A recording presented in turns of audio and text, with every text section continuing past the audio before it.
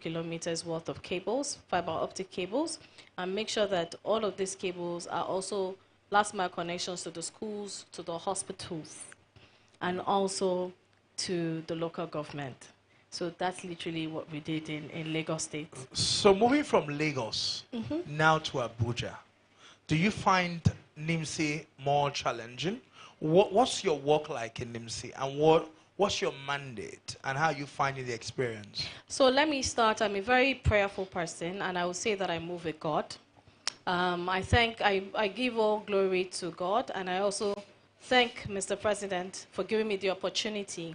He's a believer in young people, and he has been able to empower a lot of young people across board. In this government, there's so many young people. I'm sure that if you count, you know that there are a lot of them everywhere in different positions, either as SSAs or in key positions as DGs. There are a lot of female DGs that, in fact, most of us are very, very young and across board. So what I would say with NIMC, the experience, and why I mentioned God is I move with God. That's my hashtag, okay?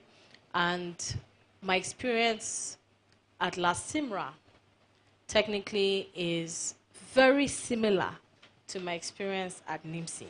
So the experience at La Simra was the foundation that I required to be able to implement what I needed to be done at NIMC. And that's why I said I move with God, because God really organized and said, you know what, I'm preparing you for what is to come. And so being at NIMC, it's been a very interesting journey. But I will say one thing, I thrive in chaotic environments. If there's an environment where everything is working perfectly, you will not find me there. I would reject the job. So what would you say is NIMD's main mandate, core vision, core assignment, and what you want to be measured by? So let's speak about NIMC. NIMC has 5 key pillars, focus areas, which is actually aligned with the Renewed Hope mandate, and I'll get to that. So the 5 key areas of NIMC is to ensure that you issue a unique 11-digit number identifier to a unique identifier to all citizens and legal residents, and then establish. Do we have a legal resident in Nigeria? Do we have a legal residence? I will get to that. In every country, you will have illegal residents, okay? Because people move over the borders and they sneak into this. So that's a global problem. But what we do is to make sure we issue NINs to Nigerians and legal residents, because your spouse will be married to you, maybe married to you, and they all live in Nigeria, and your spouse lives in Nigeria. They most likely will become a legal resident if they've been here, if they've met the stipulated requirements to be classified as one, which is usually issued by the NIS, Nigerian Immigration Service. So you're supposed to obviously create and maintain a robust and credible database. And then we also have the GMPC, issuance of the GMPC, which is the ID card. And then integration and harmonization of all databases across the different ministries, departments, and agencies. And then the provision of authentication and verification services to every single Nigerian public sector and private sector companies. So I'll just give you a brief of what I meant on ground. I got to NIMC. Let's speak about the staff. No welfare program in place. Sorry, I have one of my NIMC deputy directors nodding his head here. A lot of the staff had not been trained, never been trained before. And one of the things, and I mean, working tools outdated. So we have Omatech systems from what in 2011. It was purchased then. And so these are the systems that people need to, work with. And I'll tell you a personal story before I got my appointment to NIMC. So my 5-year-old was meant to, when you're at the age of 5, 10, 15, your passport runs out, and then they now increase it to 10 years after that, because by the time you're 15, your face doesn't change much, okay? And so his passport had run out, and we needed to go and renew his passport. And I get to passport office, and they said, Madam, the name does not match. I said, I don't understand. They say his name does not match. I said, I don't understand. They say, go to one place there. Now, this is passport office in Ikeja. Go to one place there, one NIMC office is there. They'll be able to help you. So I get to the filling station, and I'm looking for the NIMC office there. But it's actually a business center. And I'll come to it, okay? So I guess one of our front-end partners. And I got in there, and I'm like, I did my son's information correctly. I gave them the middle name. They did everything. They said, yeah, there's no middle name on this record, and his passport has his middle name. We have to get this done. And I'm like, okay, when can we get this done? They said, okay, you have to wait. There are people here. So I waited for 2 hours. I sat down in my car with my son, gave him biscuit and ribena to, children. Your kids are, And at that time, you had no idea. Once they're sitting in on one spot and they're idle, they get bored easily. So we went in there. They called me back. They said we should come and do the capturing. We did it. I made sure I checked to make sure that they were able to modify. And then I asked, why are you modifying? The process of how they modified didn't make sense. It looked like they were reissuing another enrollment. And I'm like, what's going on here? So I now said, okay, great, so we're done. They said, no. Madam. I said, would they see it sadly? They said, no, that one is another problem. I said, how is it another problem? They said, you have to go and pray and fast. I said, They said it might take a few weeks. I said, few weeks, care. They said, no. I said, how can you help me now? That please help me sort this thing out. They say, madam. I said, don't worry. That's how me too. Listen, that's how I counted money. I gave them, I said, please help me fast track this thing because we have to travel. There was an urgent reason we needed to travel. And we didn't want any delays. The guy said, it's Abuja. It's Abuja that does it. I said, so do I have to fly to Abuja? I said, no, you sorted me out. So I will just, you're a nice woman. I'll call Abuja and we'll see, let me see if I can do it within 2-3 days. Now, this is the guy that told me to pray and fast for a few weeks. Let's just say the money worked. And within 6 days, we were able to sit at passport office because I went to passport office every single day. That's my personal story. Lo and behold, 5 weeks later, I get my appointment, and it's NIMC. So I got to NIMC, and I resumed on that day. They just thought I was coming to greet them, and I would go. Being an oga. We were in a meeting for 9 hours. And I started off with this conversation. Everybody in that meeting room froze. And I've not looked back since then. Because it is important when you feel the problem yourself, then you now know what needs to be done. So first things first for me was I needed to add my son's middle name. Why do I have to go back to the center to do it? Why can I not just do it from the comfort of my home and get it done? Then passport integration was done with NIMC.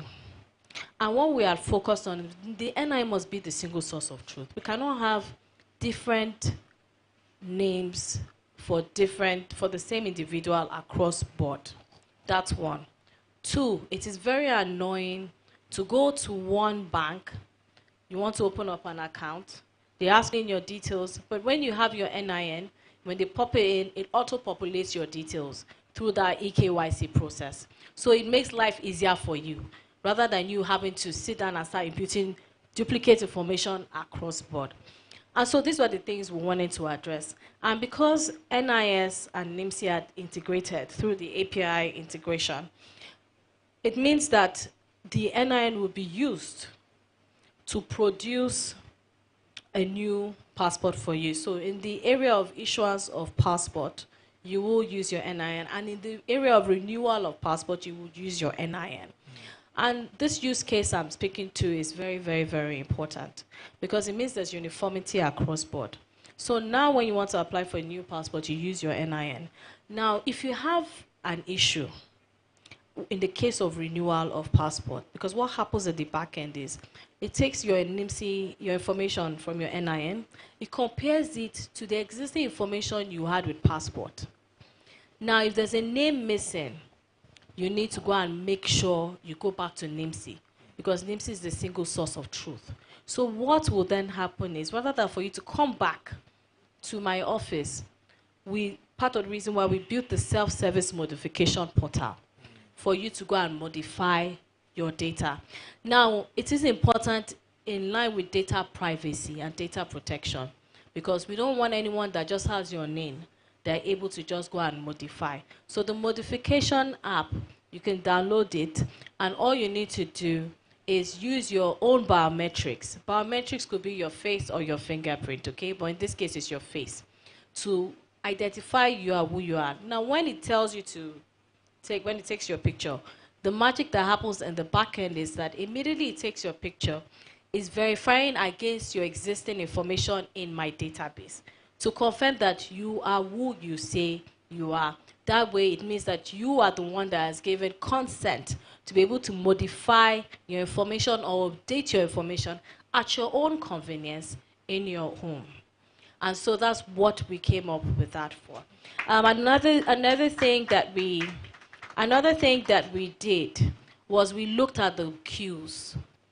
It just used to annoy me, because in my first couple of months of resumption, you know, and then this is where the politics comes into play, right? I'm there minding my business, getting my work done, but some aggrieved contractor decides that it's time for me to take a cameraman or pay a TV station to go and stay in front of an office that has a long queue, and they say, this is NIMC. And so we looked at it and said, okay, so what's the issue? We had to analyze it. Why do we have such a crowd? What are the reasons behind people wanting to come to the office after you have done your enrollment one, which is modification, and that process was automated? And then secondly, when you come to enroll, why is it that it's taking a long time? So what we have done in the last year is to introduce the pre-enrollment portal. So you can do that online. You can go online, go and pre-fill your information, and pick the exact location closest to you that you want to go and get your biometrics captured. Because it's done, the entire enrollment process is done in 2 phases. We take your field information, which is your name, your last name, your date of birth, etc., and then we capture your biometrics. Reason why is for us to be able to have a verifiable set of identity credentials. And also what we're doing now is to allow your identity to be something that you're able to reuse every single time. So you go to the bank, you're able to reuse your NIN. If you go to the telcos now, if you want to get a new SIM card, all they need to do is ask you to take your picture, right? And it matches against my database. In less than a millisecond, it confirms that you are who you say you are. And they're able to proceed to complete the application for SIM cards. So we've looked at those different areas to say, how can we reduce these bottlenecks that we have with people coming in? How can we work from a citizen-centric approach?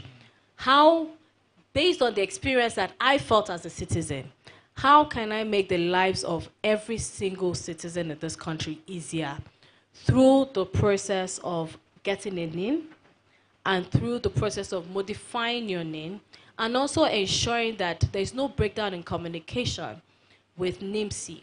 So we have set up a state-of-the-art 40-man call center, which is updated with the best CRM software.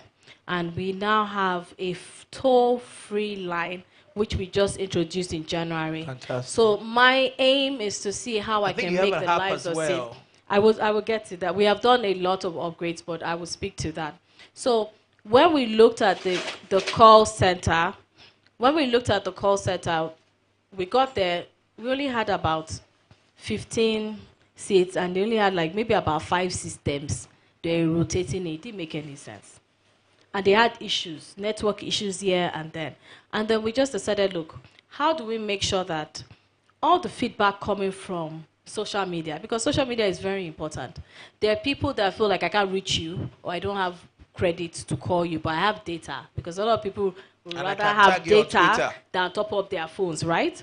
And so we can look at all that information, feed it back into this CRM, so that our people are aware from all the different channels from social media, and we're able to respond in real time.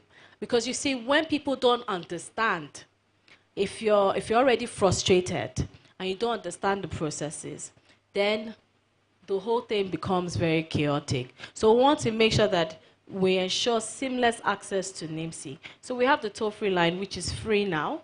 You can call NIMC. I'm not sure that any government agency has a toll-free line, which is free to all citizens within Nigeria to call. I was going to ask you to give us the number, but I did want a situation where you say, I don't have it here, but my Oga at the top has it. And so we'll get there. So I just wanted to explain about the processes that we've had. And also we have the service charter, okay, by our customer service unit is called Servicom. And they have targets that they must meet, KPIs. They have timelines set for when they must respond to messages that they get, either through the phone or via emails and all of that. When I first got to NIMC, we had 2.5 million backlog requests for modification. You would not believe that the reports I was looking at, people were sending me emails to say that they have been unable to modify in 2 years, in 3 years, in 4 years. I even had a case of 6 years, which I found shocking. And I was like, this is not going to happen under my watch. It's not going to happen. So there are a lot of systemic bottlenecks. And then when you now look at the staff, there has to be a lot of mind reorientation done for them. And so I felt like I needed staff that would be square pegs that fit into a square hole. Because if you haven't trained them, and everybody is just sort of learning on the job or just managing on the job, then you will never get the best efficiency out of them. And so I focused on capacity building, because rather than for me to just come and say, oh, you people are all useless, you don't know what you are doing, I wanted to understand what their pain points were. And so what we have done right now is we have introduced the performance management system for all staff. We also built the appraisal system for them, because when I got there, I had a lot of staff telling me they've not been promoted in 10 years, in 12 years, in 14 years, you know, and we had to look at that. And so in that year, 2023, I resumed in August, last week in August, I resumed the day I got my appointment, right? And we made sure that we had promoted about 2,800 staff in that year. And the year after, we promoted about 1,485. That's and a lot of motivation. Yes, and then last year, we had about 800 sit-day exams, but we made sure about 526 had been promoted from those exams. Because we had to rejig the entire system. You need to make sure that people are able to contribute and add value. Yes. And before I start screaming about, okay, you people are extorting, I needed to find out why. And I'll tell you what triggered it. So NIMC had a funding problem.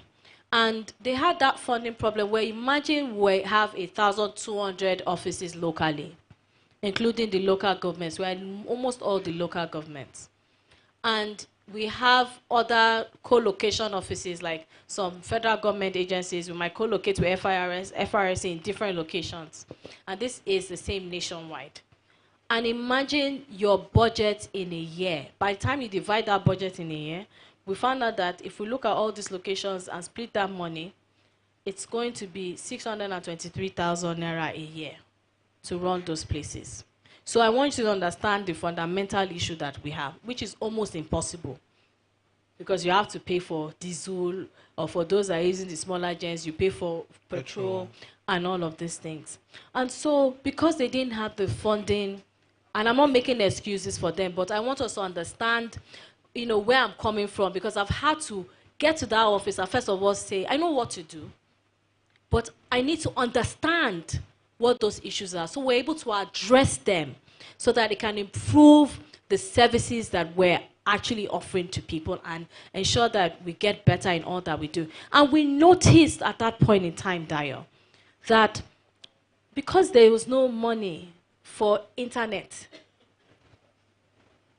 how are you going to enroll? You require, everything is an online-based service. You need technology. How are you going to enroll if you don't have data? So what happens is that the staff then takes money from his pocket to buy data. So they have to pass it to on do his work. Are you understanding what's going on now? And to get his work done.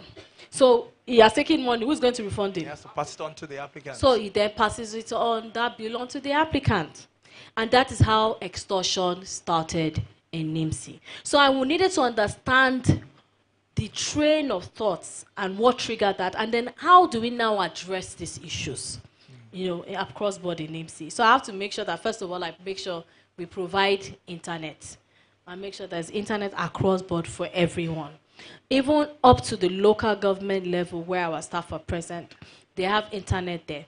At the local government level, they have MTN and Airtel. So if one fails, the other one must what? Must work. Because I don't want to hear stories that touch the heart. We must make sure that it gets done. But outside of that situation, we have infrastructural challenges. The back end, we have, so if I speak about what has been done right, the systems invested in at the beginning were invested in properly. But the issue became maintenance and upgrade. And you need to be able to upgrade that. So imagine me getting there and seeing that these systems have not been upgraded for over 10 years. That in itself is a problem.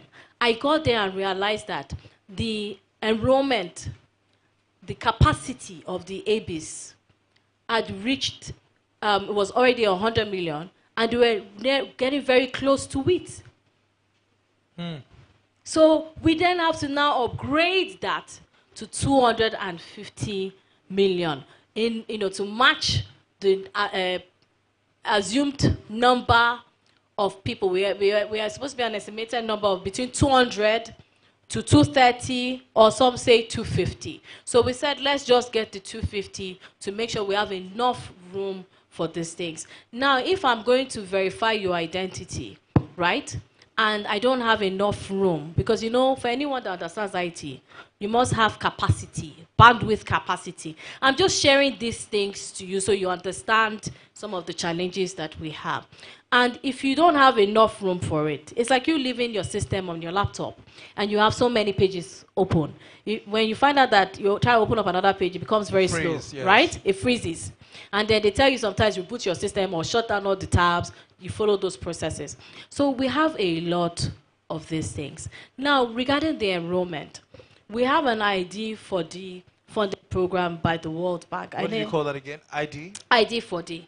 Okay, and the focus is for us to be able to achieve 148 million Nigerians at the time, but we moved it up to about 174 million of recent because our numbers are going up. So as it stands, we've registered about 126.5 million Nigerians since I have been there. Okay, and what we're trying to achieve now is the enrollment enables the ecosystem, the technology ecosystem, which means it provides jobs for Nigerians and it gives them the opportunity to become front-end partners. And that allows you to get paid per enrollment.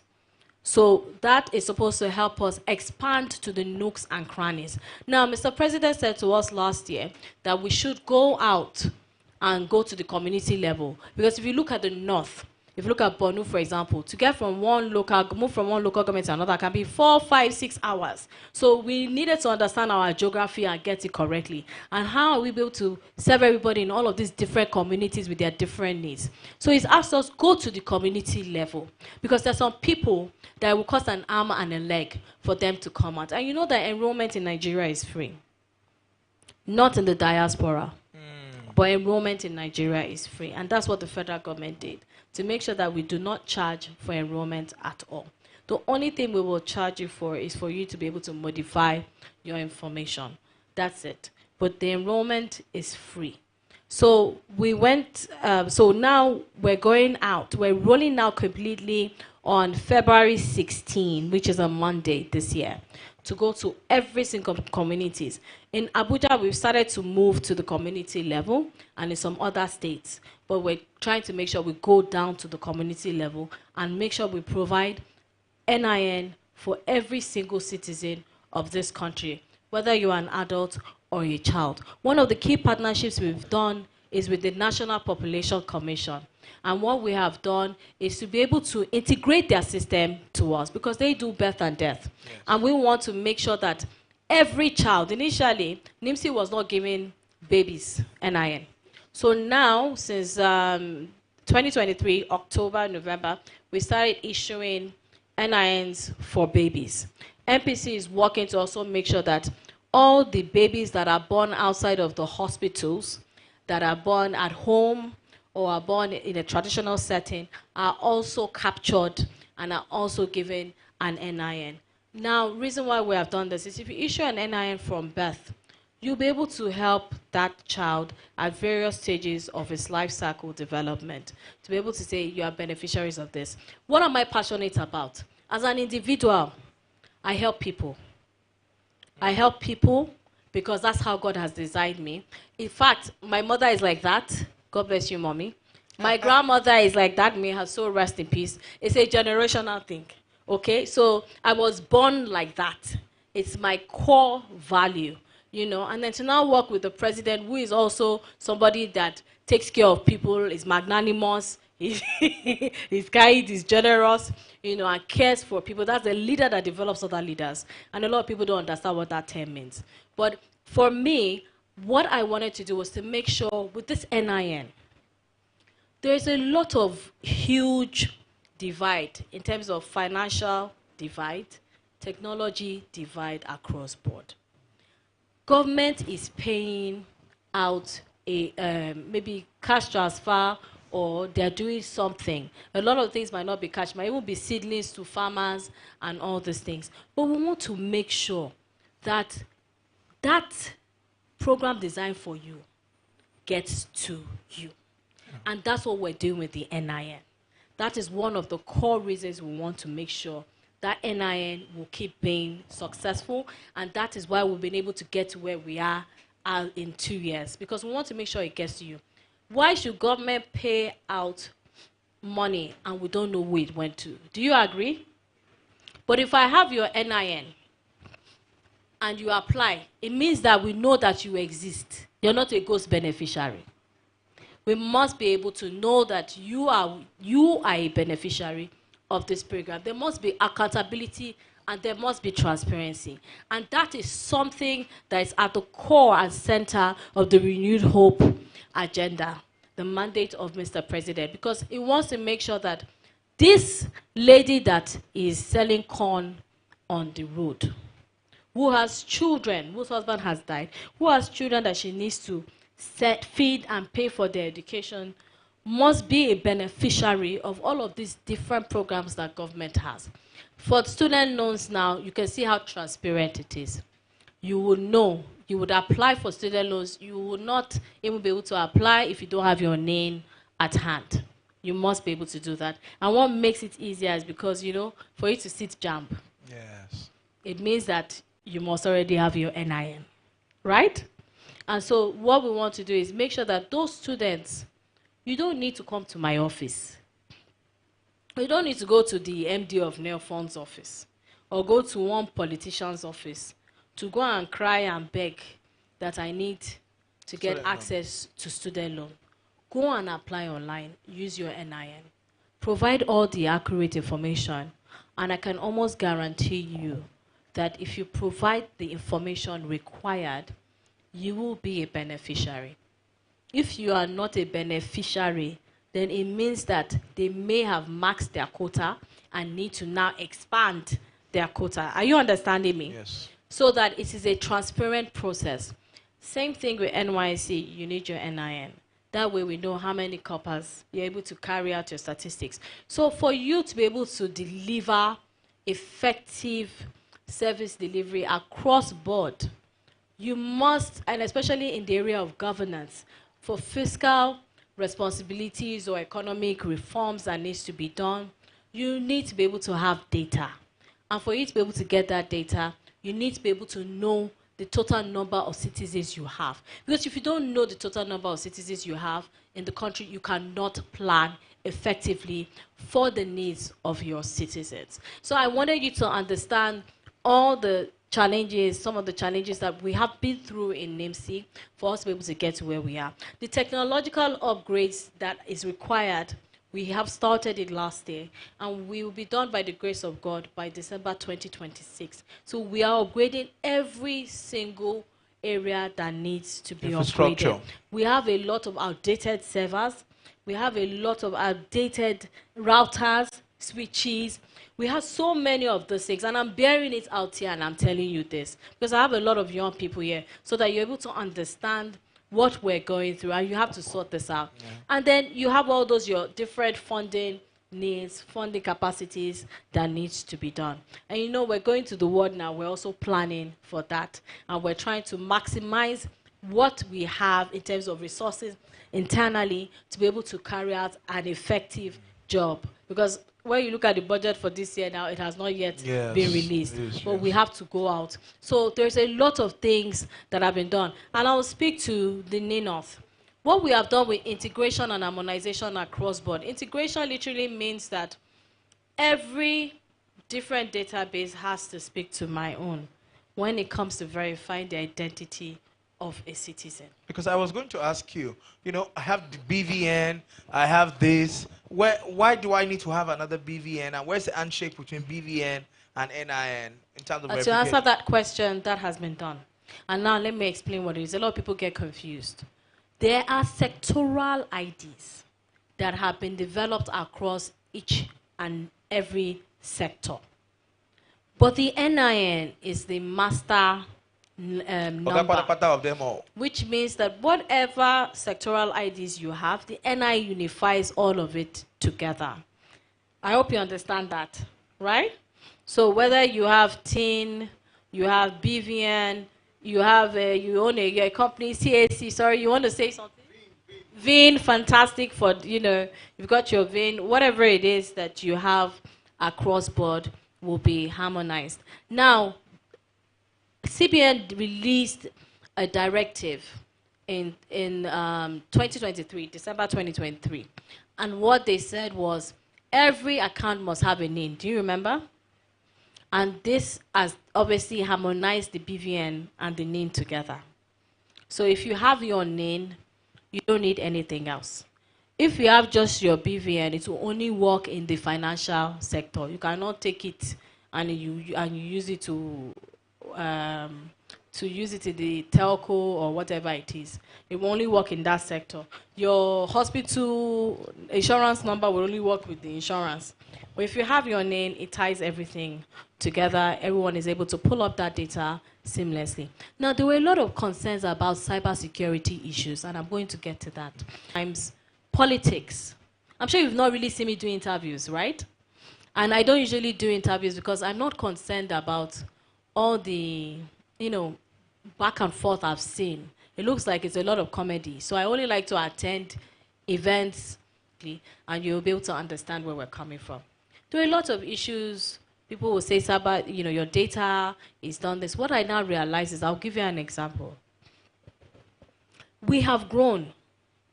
And you see, every time you design a system, the system is built to serve the purpose of why it was designed. But human beings are crafty. They would always come and try and circumvent that system. Agreed? Yes? So remember, let's use passports for example. There, back in the day, they had photographs for passports. People will go to places like Oluwole, Lagos Island. They remove your cousin's picture from their passport and put your own. Right? You remember? So there's always one craftiness that is happening. You see Yahoo happening, correct? With accounts, yes? With how safe and secure you have your account number and all of these things. But a lot of the times, the studies actually done shows that we need to do a lot of awareness for citizens. We need to do digital rights, digital literacy awareness for citizens so that you understand how to protect your data. If I look in this room, I'm very certain that a lot of you are careless with your NIN. Be honest. Some people keep their NIN very carelessly. You know, they have it somewhere written, okay? I've actually seen people that will say, my PA, what's my NIN? Do you have my own NIN? My own doesn't have my NIN. Lie. But a lot of people, a lot of people have that, issue. People are careless. And the same way with your bank card. People are careless with their PIN numbers. Some people even give other people, some people even give their cook and their bank cards and their PIN number. I'll be looking at them that, then you now say your cook stole money and I'll be looking at you and I'm wondering, but did you not give him the card and you gave him the PIN? So when we need a lot of digital literacy on how to protect our information, how to protect and safeguard our data. And whilst we need to be doing that, we have also ensured from our own end that by default, by privacy by design, we must design a system that is citizen-centric, from a citizen-centric approach, and also we must ensure that that system is designed from a consent management approach. So which means the user also can then choose to approve what they need to share. And for you to be able to protect your data, we built this NINOS application, okay? It allows you to log in, you put in your NIN, you verify your identity, and you have your digital ID card there. I hope you heard what I said. You have your digital ID card there. You please tell every young person that you know or old person, go and download it, follow the steps on there, and within less than a minute to two, you would have your digital ID card there. Things are moving as quickly. Physical ID card will be optional, and this you already have. You can use it to identify yourself. And then the beauty of this application is, one, you can choose to share your data for whatever services requires your data. There's a QR code there that changes every 5 minutes at the back of the digital ID card. You tap it, follow the instruction. You can share your information. You can validate your NIN through that. And then you can also request for a share code for a service. So let's say if I go to a bank and I want to access a service that they have, all they need to do is either scan my own code to verify, or you can scan their own code to immediately access the service they have by sharing your own information. What I have done is I've given the citizens back the power over their data. So you are now able to control your data and what you want to use it for using this app. And in addition to it, you have your digital identity card on the application. Please give her a big round of applause.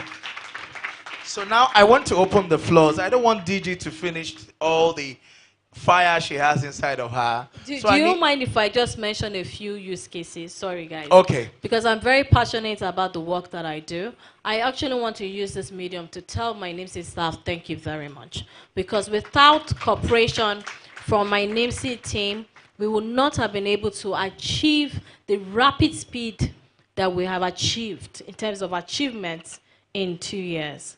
I mean, I have an almost 40-page document of achievements alone in 2 years. I think that speaks a lot of volume.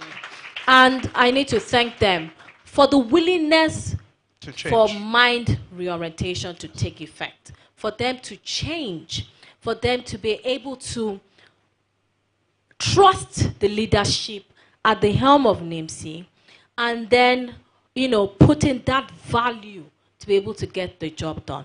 So we're not perfect.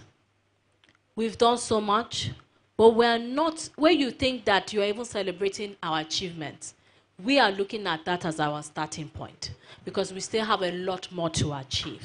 And so I want to thank my NIMC team for what they have been able to do, because you see, no matter how intelligent the leadership is, collaborative effort is very key in driving the changes and the transformative agendas that office needs to see. And so we've done a lot.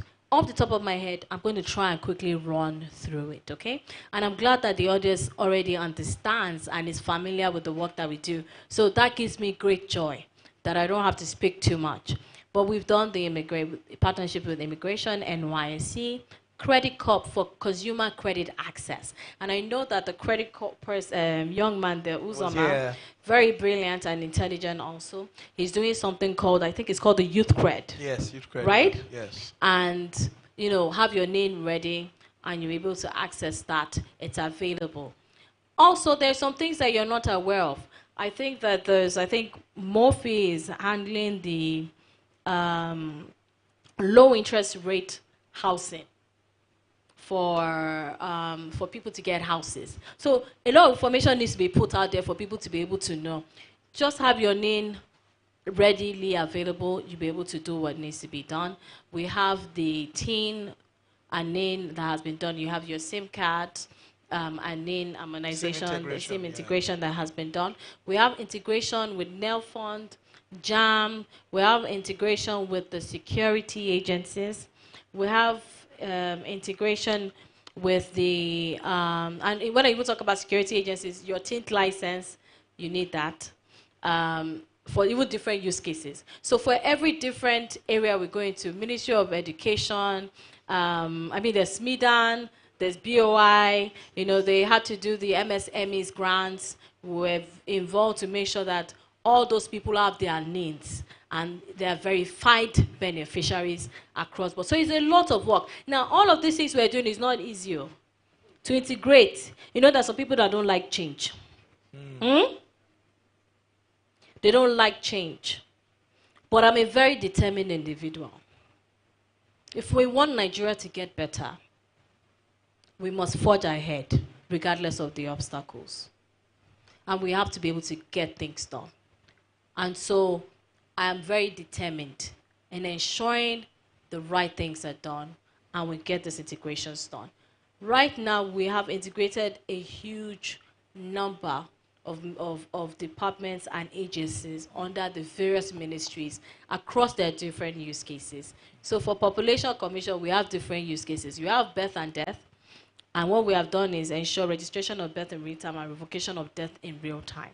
Okay? And then we also have for them, we also have the census that they plan to do. So there are different use cases across board. And another way of saving government money, and why we're using the NIN as a single source of truth is, you see, by the time, and which is what is happening, you can almost not do anything without your NIN, correct? Yes, so it shows that I'm doing my work well, right? Okay, and what we're trying to do is, you will find out that even across budgets, and this has always been the case for a very long time, under different administrations and governments, okay? There's a pattern you see, systemic pattern that you see. You will see that this agency wants money for identity database. Another agency wants money for what? Identity database. So all of that nonsense has stopped. We're not doing that rubbish anymore. So you come, you integrate with NIMC, and you're able to verify what you need to get done. And that way we'll be saving the economy a lot of money through all of those little changes that needs to be made across board. Guys, let me talk. Maybe they should take my microphone away from me, because I've not even given you 15% of the changes that we've done at NIMC. Ladies and gentlemen, a big round of applause. So, media team, let's not fight. I want to see the people in the overflow on the screen, overflow 1, overflow 2, overflow 3. I want to see them on the screen with immediate effect, please. Now, in particular, because we're also going to go into question and answer. So we have enough cameras around to go to all the various overflows and take the questions. DG, I'm happy that you've given us your version. And now we want to hear from the young people. So we're going to need a pen and a paper or some notepad for the DG to take her point so that we can take the questions in batches. And I'm sure that through the question as well, you will get a chance to then talk about some of the other things that you haven't talked about. I'm tempted to ask you a lot of questions, but I'm going to do that because people have come here for hours, just to interact with you. Because I wanted you to talk about also, your experience as a young female leader, as a woman in leadership, but that's not for me. I'm going to let all the young ladies here be the one to ask this question. Can I have the microphone? So I need the pen and paper for DG. Okay, microphone. Can I have you? And I'm going to start from this all, and then I'm going to make sure we go to all the various alls to take questions. So that's the first lady to raise her hand. I'll take you number 1, Madam number 2, that guy number 3. I don't see no hand on there. That lady number 4, and that guy there with the white hat number 5. That's the first set. I gave you your numbers. Remember your numbers? So let's start from number 1, somewhere at the back. Number 1 was that lady, yes. Go ahead, yes. All right. Thank you very much. Can you skip protocol so that we can take more questions? Okay, so straight to my question. I need the camera on R, please. Straight to my question. Just like you have that experience with your 5-year-old. My cousin is in the UK and we are chatting presently. She's trying to make some modification from there. What provisions are in place for people in the diaspora to make their modification because they can't access that through the NIMC? Thank you very much. Okay, thank you very much. Let me quickly answer that question. So when I mentioned we have 1,200 locations locally, and we've got over 1,000 locations in the diaspora, which includes other African countries and across Europe, Asia, even as far as China, as far as where in South Africa, I would say Lesotho, that's next door to South Africa. Even in the places you would not expect us to be, South Korea. Austria. So we're in a lot of countries. And we have our offices there. You can go onto the website to go and check. And that's 1. And then 2, the modification, self-service modification link serves both local and diaspora. So that link will be shared. The link will be shared with you so that you can share with your cousin and they can go and get it done online. Can they do it through this NIN-Out app as well? So we haven't, so one of the components and modules we're doing is to add that into yes, add it to this. But for now, it is on the link because we developed that first, yeah. So before I go into the second question, or the take the next set of batch so that DG can answer them in batch, I also want to ask for some of the entrepreneurs who are here. How do young people, entrepreneurs who are here, become front-end partners with NIMC? Am I speaking your mind? You want to do business with them, you want to set up other stuff with them, so please keep that answer on the side. Do I deserve an applause for that one? Okay, I have 2 questions like that. One is for front-end partner. For those who are also looking at working with NIMC, please let us know if you have job opportunities for the young people who are here. Am I speaking your mind? Okay, so question number 2. Okay, this is the lady over here. Where's the microphone? Tukuru. Okay, can you please pass the mic? We'll go to the other place after that. Good evening, man. Thank you for the insights you have given us. I did my research before coming here, and I found out that NIMC works collaboratively with community-based organizations and NGOs. I founded a foundation. I have a foundation I run. I want to find out what structures are being put in place to ensure that this your transformation in technology, your workers are able to give our volunteers and other collaborators the opportunity to upgrade. If there are, we would like to know the structures that are being put in place and to ensure maximum productivity as we are approaching the election period. Thank you. Thank you. Where's number 3? Number 3 was, okay, that's you, the gentleman. So. Good evening, ma'am. You have a note. Please make that question very simple. Okay, so let me just quickly answer to her because you said you're a charity-based organization and you have a foundation. So we work with NGOs also, and the reason why we work with NGOs who are under our front-end partners scheme is because we don't want anyone to be marginalized. So even people that have leprosy, we want to make sure they have their NIN. Okay, any person with disability, we want to make sure that they have their NIN. Anybody that we feel may have been disenfranchised by society, especially elderly people that are abandoned, their friends have died, they are the only ones left in their family, no one really has their time because everybody's busy working, the young ones. We want to make sure that you are also included. Women that have been marginalized, we want to make sure you are included. Babies, orphans, and the rest, we want to make sure everyone is included and everybody gets a name. Now, this front-end partner scheme is one of the fantastic schemes that we have been able to do at NIMC. We have a lot of people on board, and this what enrollment we're doing, when we're doing it with them, they're going out with us to the communities to go and get that. Now, what we've done on a yearly basis is that we usually put out an advert to allow people to bid, and we put it across at least 8 newspapers for people to be able to pick up those adverts, to be able to apply for the front-end partner scheme. If you go onto our website, nimc.gov.ng, you have the front-end partners corner. Go and read all the things that you need to provide. They have the different categories. They've got the categories for the foundations, civil service organizations. They have all of that there, and you should be able to then write, follow the application, send in a written application alongside the requested documents for you to be able to be onboarded on it. It's not a complicated process at all. I don't need to know you. As long as you submit and you have the capacity to be able to deliver, then that's fine, okay? And that point goes across to everyone, even if you don't have a foundation, but you're a small, medium entrepreneur, and you know that you can add value to NIMC and you can get these things done, because the process of collection of biometrics must be done accurately. Am I clear? It must be done. You must adhere to the standards, because we must collect the face, we must collect 442, which is 442 of the fingerprints, because we want to make sure we get that done. One of the things we're looking to do is the iris, which is for the eyes. But for now, we just want to be able to enroll everybody through the other 2, and then we can then do an update with iris later on in the, in the immediate near future. Thank you. Okay, thank you. Go Good ahead. evening, ma'am.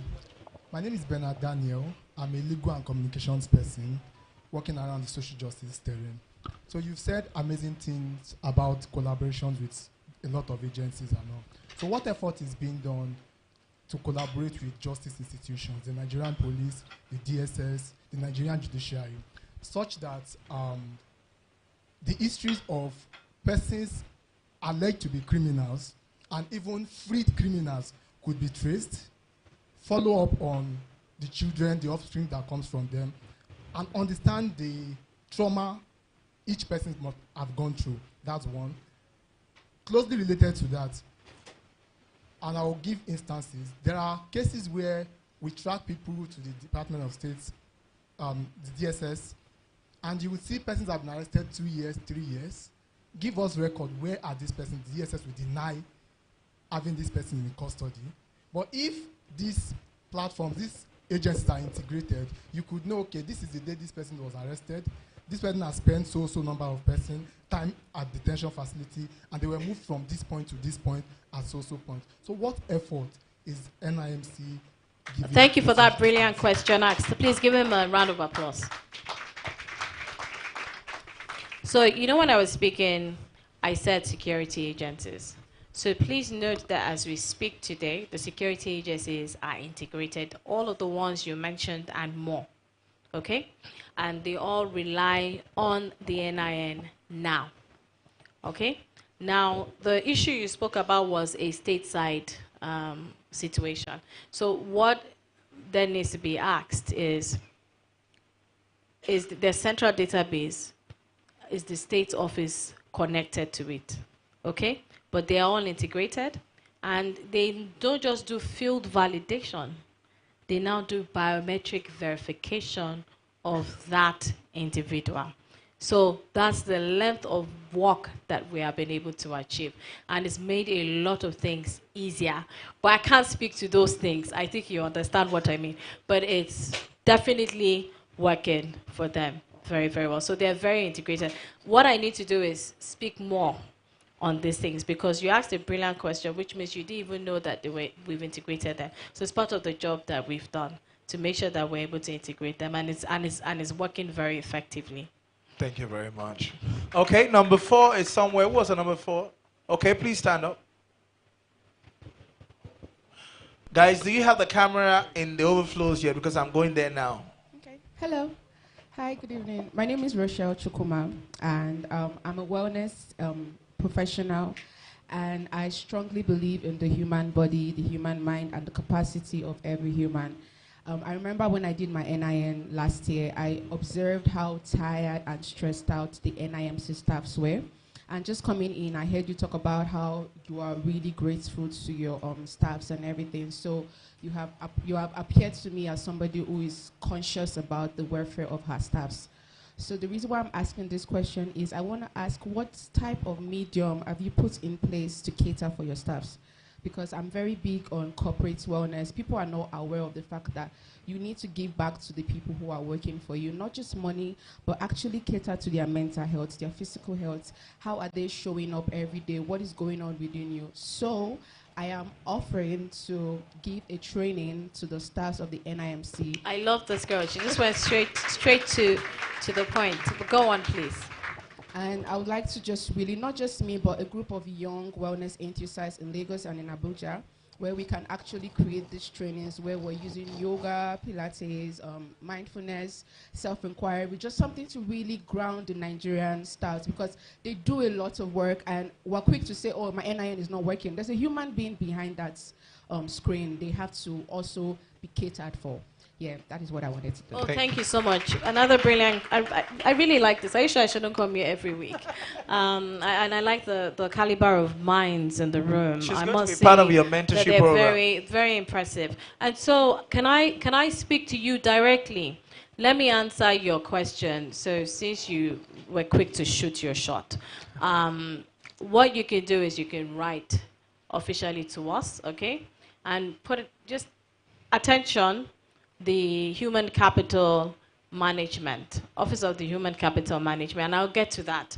So in the headquarters, we do have a wellness package for staff, okay? In fact, you want to clap for me? Every Thursday, okay? And that's not just it. Let me even ask one of my staff here to speak. Every Thursday, what do you do every Thursday?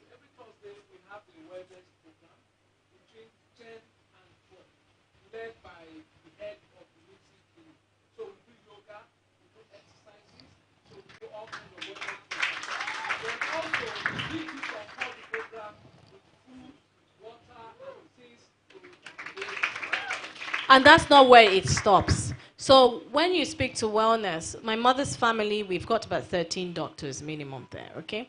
And I'm very conscious, health conscious, and also medically aware. And so I always joke that I'm a doctor that doesn't have certificates for a doctor. Medical doctor that's never been to medical school. But with what you said is extremely important. This is part of the wellness we looked at. So, you know the different days, there's diabetes day, there's, high BP, hypertension day, there's sickle cell day. So we celebrate all of these days and create activities for them, around for every staff. And we just don't do it at the state level. So in the NIMC headquarters, in Wuseitu Zone 5, we have a clinic set out, okay, like a sick bay, so that in case anyone has any issues, we go there, the doctors there will check, the nurse is there and they will check. And so we always encourage our staff to come into the clinic to check their high BP, check their blood pressure, check their sugar level. So we do like the basic tests for our staff there. And then we also try and make sure that we organize this outreach for them to be able to participate as often as possible every quarter, and we also stock the clinic with medicine. So basic things like the staff has got malaria, you've got a migraine, whatever it is, like over-the-counter drugs that you could get. We have them stocked in periodically. We don't even play with it because it's important for the staff to be attended to. And so we always try to make sure that all of these things are done. And you need to understand that NIMC has a football club. They are serious, so they have jersey. They're always doing inter-agency games. In fact, this match that just finished, Senegal and Morocco, you need to see where they are playing. And not just that, they just don't have that. We also take care of the religious aspect of things. So in the HQ, we have the mosque, we have the church, we have two. We have the Catholic, and then we have the Protestants, technically. So they all have different days during the week that they hold all their programs. And so the doctor, head of clinic, which is actually a unit under the welfare department, which is under the human capital management group, take care of the welfare of different staff across board. We've done a lot regarding welfare. I don't even know where to start. When we had the issue with fuel subsidy, you know, where the fuel went up, we actually gave them transport. We call it transport allowance, Abby? Every month for 4 or 5 months. 6 months. Sorry, they are correcting me. Thank you for the correction. For 6 months to cushion that effect. And then we couldn't afford to buy new buses. So we looked at all the buses in the office. We refixed every single bus in the office. We have a big, massive one that seats about 50 people, 60 people. And then we have the other smaller ones. The highest was several ones. So what we now do is we get these buses to pick up staff from home every morning and then drop them back every evening for free. So, you know, so there are a lot of things that we've done. They have a canteen internally where, you know, they can eat. We've actually done quite a lot. We have different groups outside of football. What are the other ones we have? The cultural group, the drama group, which performs every year for identity. In fact, we get NIMC people to be the MCs for any event that we're doing because we want to make sure that we're promoting talent from within. I mean, my NIMC people, thank you. Yes? Oh, yes, car park. We got extra car park for them. And for them to need extra car park, it means they are doing well, because they all have cars. Yes? They all have cars. So they get productivity bonus. And one of the... wait, they get festive period. But wait, hold on 1 second now. The president gave a directive that all civil servants, they should increase their salaries by 25% to 35%. And the 35% starts from the lowest cadre. Is that correct? And 25% at the top, across board. So which means, and there's something I need to share with you. When you see all this, sometimes maybe like there's a labor strike and everything, it's not every MDA it affects. Definitely not NIMC. Definitely not NIMC. Because the lowest staff on a grade level 8 probably earns after tax about 250 or so. I would have to confirm that figure from the human capital management, but it's about that. So I hope you are hearing me very well. So it shows you that it's not everything that you see noise about that is true. And that increase was done across board. So which means that in a lot of instances, the minimum salary they would get, the drivers earn about 70K or so. What am I saying? More than 70K. A little bit over 70K, right? Yeah, so, and that's above just and the minimum wage is what? 70. I'm right? Yes. Yeah, watering the mouth of our people. They're looking at when is your next recruitment. No, I'm just explaining. Look, I'm just trying to explain to you. See, so when are you recruiting again? Let me tell you. Let me now tell you what the strategy is. You know, we had to partner with the Ministry of Youth so that NYC, we had to go to all the NYC camps to train.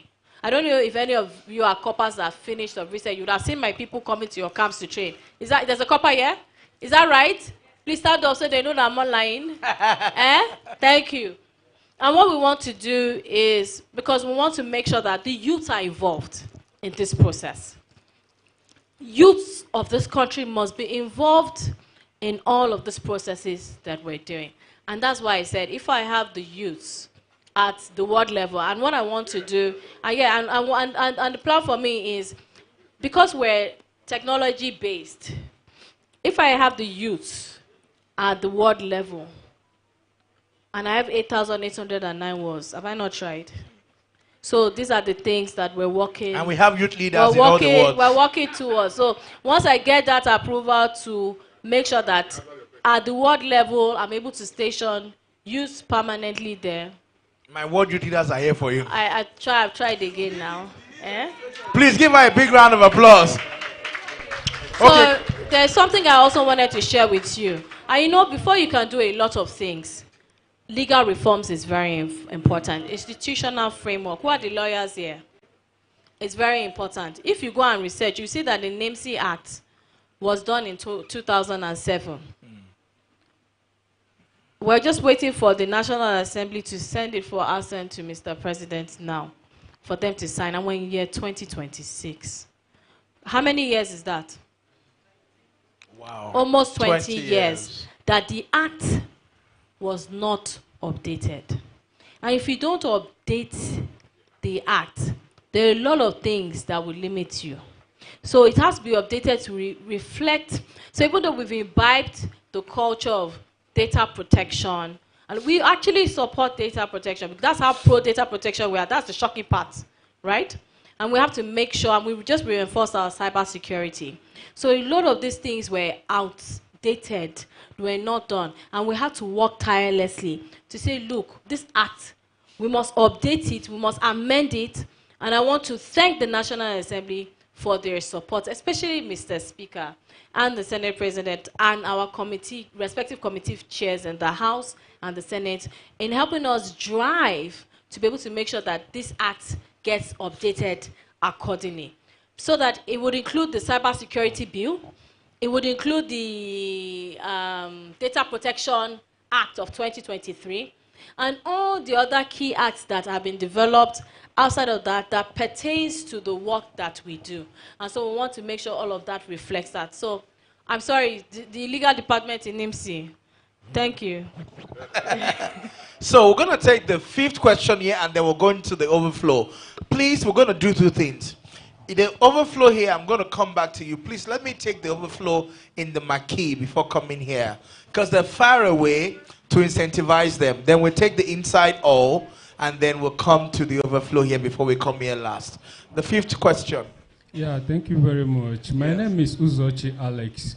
Ma, I must thank you for being here today. It's a great pleasure, because most of the things you've said here today, I never knew about them.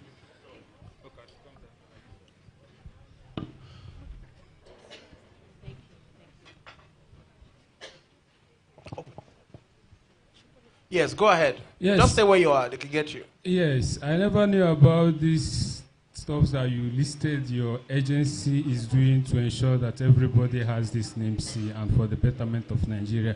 Please, I have 2 questions for you, Ma. One is what you're doing to ensure that people are the grassroots. The grassroots I'm referring to is not far from you, Ma. I'm giving you an instance. Your headquarters here in Zone 3, in Wuse Zone 3. Yeah, there are these guys that normally go about with tray, as in they sell stuffs. You know, when you approach them to buy from them, you want to transfer to them, they say they don't even have account number, not to talk of NIMC, not to talk of NIM number, they don't have it. Please, what are you doing to ensure that such people have their NIM? So I had a meeting, I could talk freely. So I had a meeting with CBN on Monday. And yeah, let me answer this first one. You can ask me the second one after, sorry, so that I can answer it. So I had a meeting this week, and the conversations that we had was, we are going down for the ward enrollment.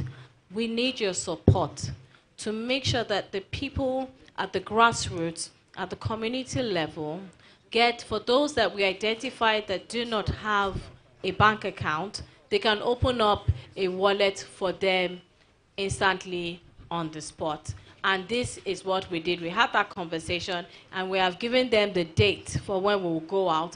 This is part of the reason why we're starting on February 16, so that they can also plan themselves, and we can get that addressed, so that all these people would have it. In fact, when it comes to payment, the way we have developed this app, there's a wallet component of this app, okay, that has been developed that is going to be updated very soon, okay? And what that wallet component is, links all your different IDs. So whether you have passport, driver's license, for your driver's license now you need your name. Driver's license, passport, or whatever you have, your student ID, whatever it is, everything links together. Okay? But regarding what you said, and I mentioned something when I first sat here, I mentioned the digital divide and bridging the financial divide. Financial inclusion is important because we have to make sure nobody gets disenfranchised. And CBN has actually a whole department focusing on economic and financial inclusion. The presidency, being the committee is being chaired by the VP. They focus on economic and financial inclusion, which I'm a member of, and other key relevant agencies. And the strategy has been how to bridge that divide. So what we have said is, if we're going to the world level to issue a NIN, then come with us so that we're able to open up accounts, instant accounts, for people that don't have bank accounts. So I hope that answers your question. Thank you. You're doing well, ma. I applaud you. Keep it up, ma. Thank you. Yes, the second question has to do with... Now, let's take, for instance, I have a lot of people that have questions. Okay, please, I just want to know what you're doing to ensure that people... The what? That... People who are not employed are employed under an agency too. No, we've talked about that to address that. Thank you very much. That's the last one, yeah? So let's go to the front. Thank you very much for your questions. Thank you, I'm really enjoying the Q&A sessions. I'm worried I don't want you to have to go because I know a lot of people still have questions. No, let them ask their questions. I'm listening. So I want to see the overflow. We're going to Marquis first. We'll talk about another set of 5 questions from the Marquis, from the beginning to the end. So camera, I can't see the Marquis. And I want to thank those who are in those overflows for their patience. I still see the place still filled to the brim. And NIMC also wants to use this opportunity to thank Mr. President for your support, for your leadership. You know, I say he's a technology inclined president. You know, he's not archaic. He's not, what would I call it? Analog.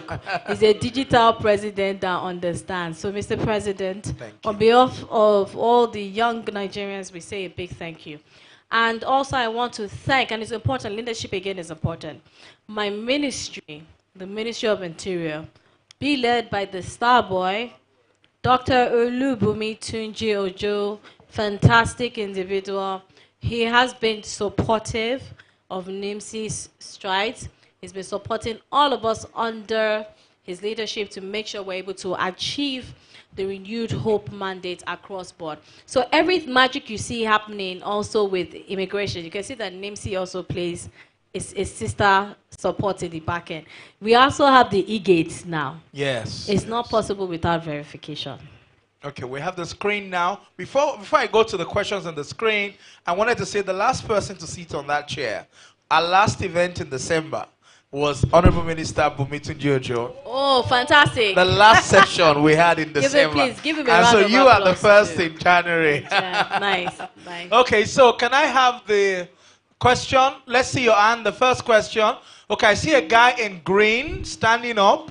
That's number 1. Blue it is. Then I see a lady with a pen, number 2. So the guy in green, in blue, number 1. The lady with the pen, number 2. There's a guy wearing white in the front with the glasses, number 3. Raise your hand more again, number 3. Yeah, that's you. Then I'll take the remaining 2 from the... Okay, there's another lady in black with the glasses in the front. Yeah, making 4. Then get the camera to the back. I want to see people at the back of that. Oh, no, walk now. Can you not move to the back? There's a guy in white. So that would be number what? 4 or 5? 5. Okay, 5, yeah? Okay, so let's start from number 1. Give them the mic.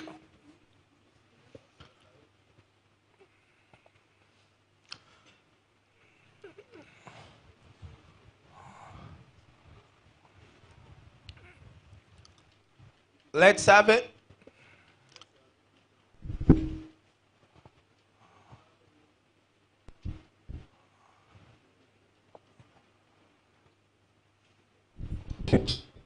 Okay.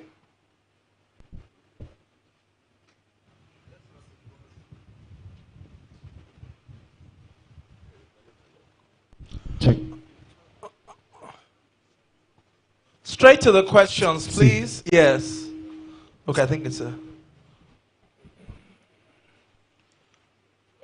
Timmy, what's going on? Good evening. Thank you so much for... Okay. How about this? Okay.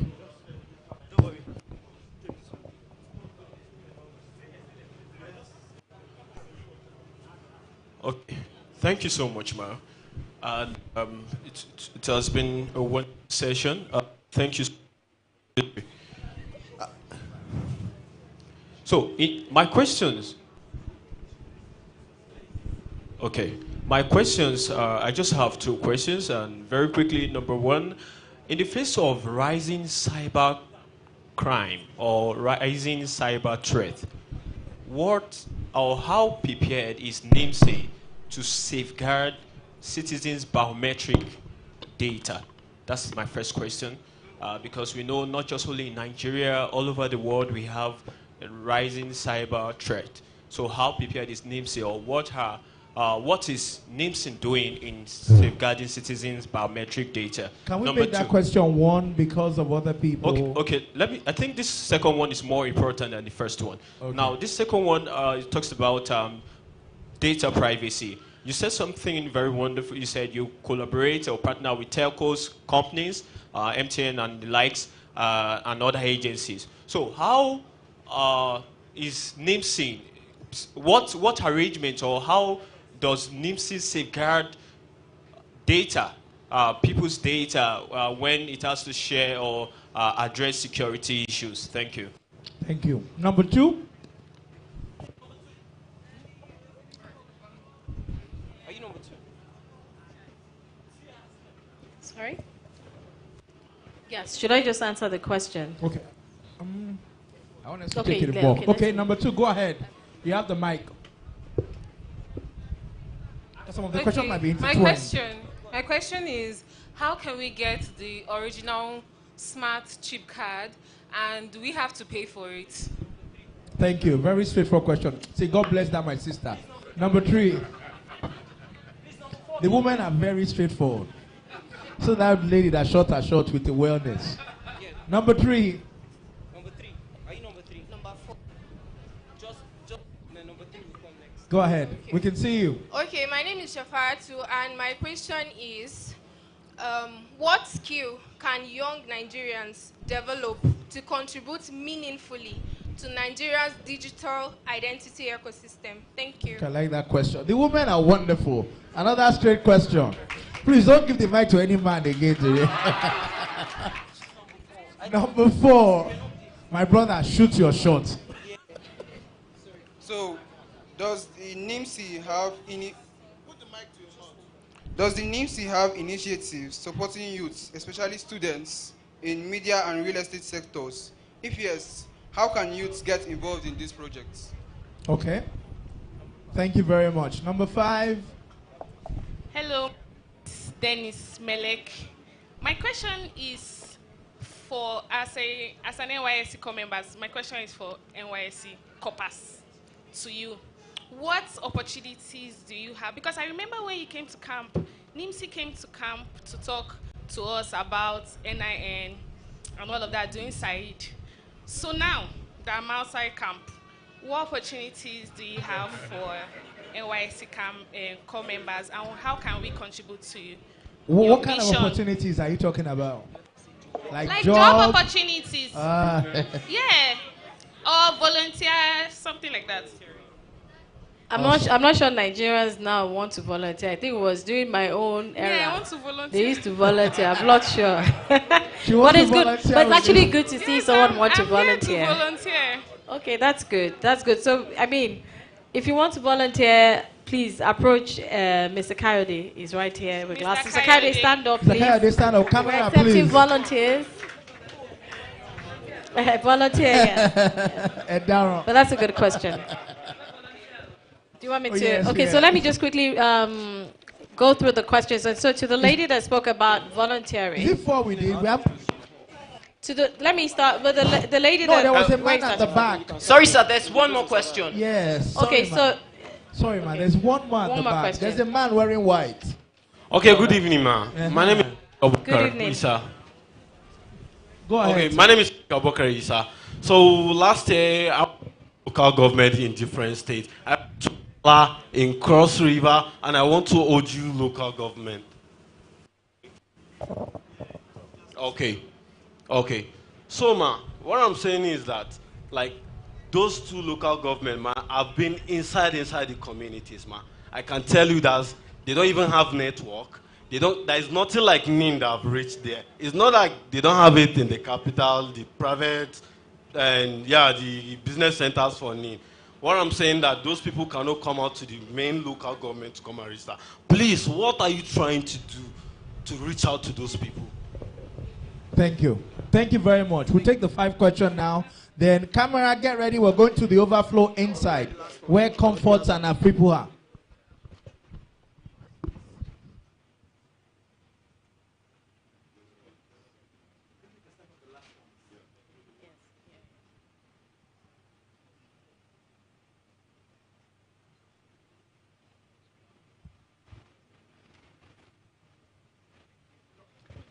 So the ward enrollment, let me start with the last question. What are you doing to provide network for the people in local areas? So we have designed our applications to work offline, okay? So that people in those areas can definitely be enrolled. So the applications are all designed to work offline. That's 1. 2, I already mentioned the ward enrollment, which is supposed to ensure that we go to all the nooks and crannies in Nigeria, especially the 2 local governments that you have just mentioned, to make sure that every single citizen, adult, child, baby, a day old, a few hours old baby are captured. Now, I'm going to now go back to the young lady that spoke about the NYC and having that said she would like to volunteer. Please, we love volunteers. You are welcome on board. And I'm serious about this. In fact, I've already brought you on board as a volunteer. So please see Mr. Kayode immediately after you have spoken. I have done a lot of volunteer services when I was a lot younger. And it's always good to see youths that are able to do that, you know, in Nigeria at this age. And secondly, the coppers are meant to sign up for the ward program. So if you're all here and you want to be a part of the ward program, please let us know, okay? Like I said, I want young people to be involved, so let us know, and then we'll see how we can make you a part of that ward exercise. The more the merrier, okay? But most importantly, you are involved in the process, you are a youth, we must make sure that you get that done. Then the young chap that asked me, and I'm working my questions backwards, by the way, the young chap that asked me about job opportunities in the media. Let me tell you that Mr. Kayode, this is one of our another achievement that we have. This is a departmental achievement. We have a beautiful media studio in-house with the latest equipment, right? And we have a podcast corner too. Like yours, yes. Just that our space might be a little bit bigger than yours. In fact, when you walk into that place, I forget that I'm in NIMC. We come to NIMC, some of my chairs still, in my office is still torn.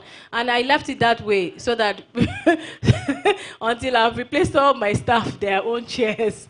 I left my own chair that way.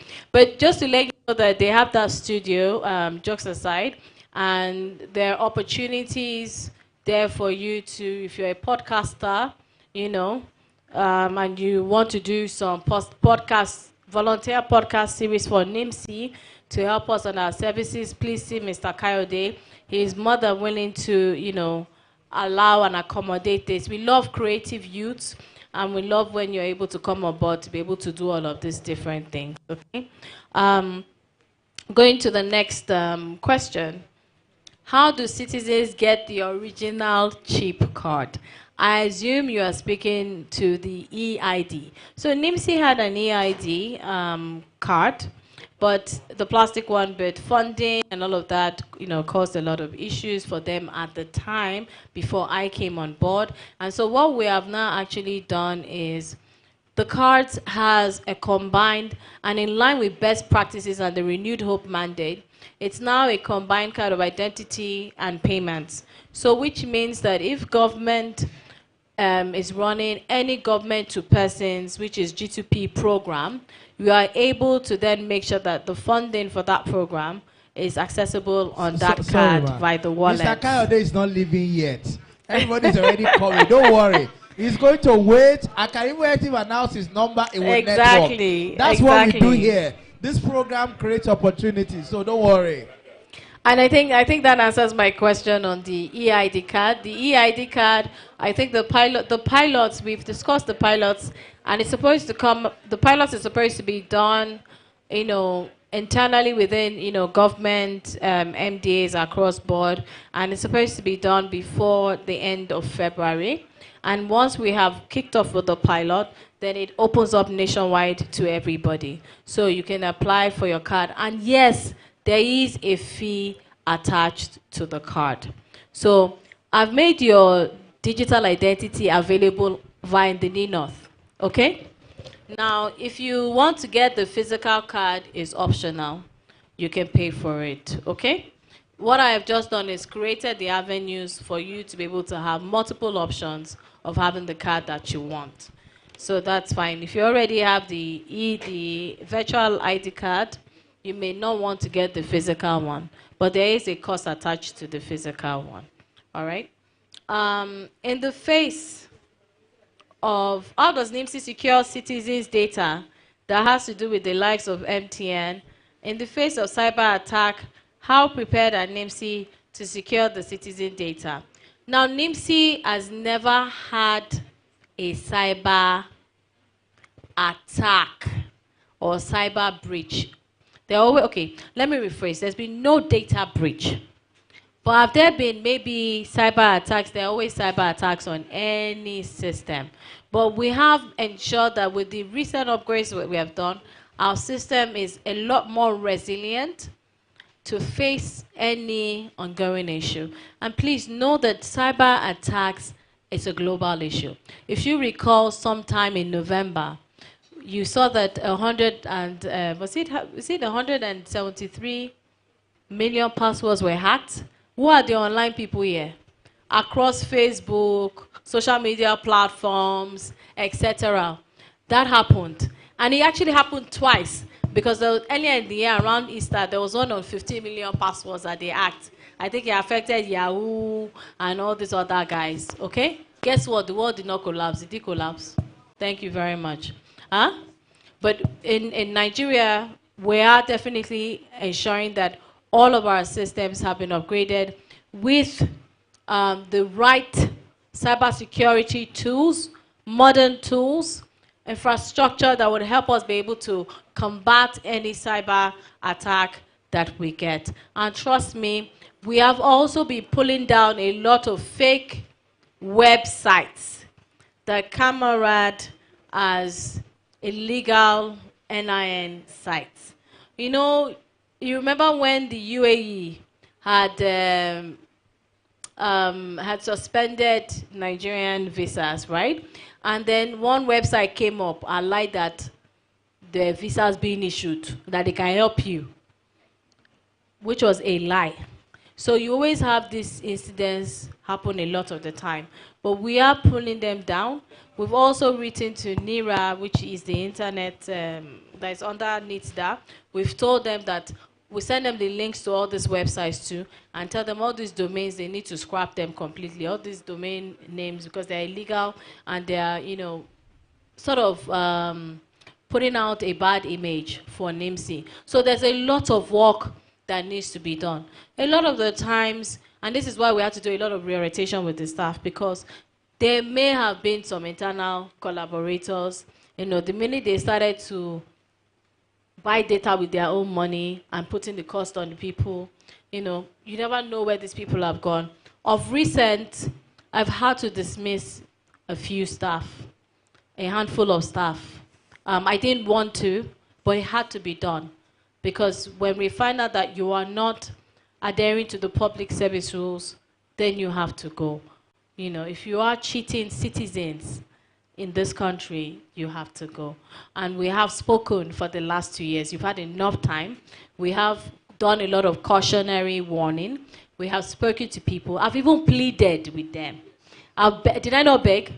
I pleaded with NIMC staff. I said, please, I'm begging you, desist from all these rogue ways, rogue activities.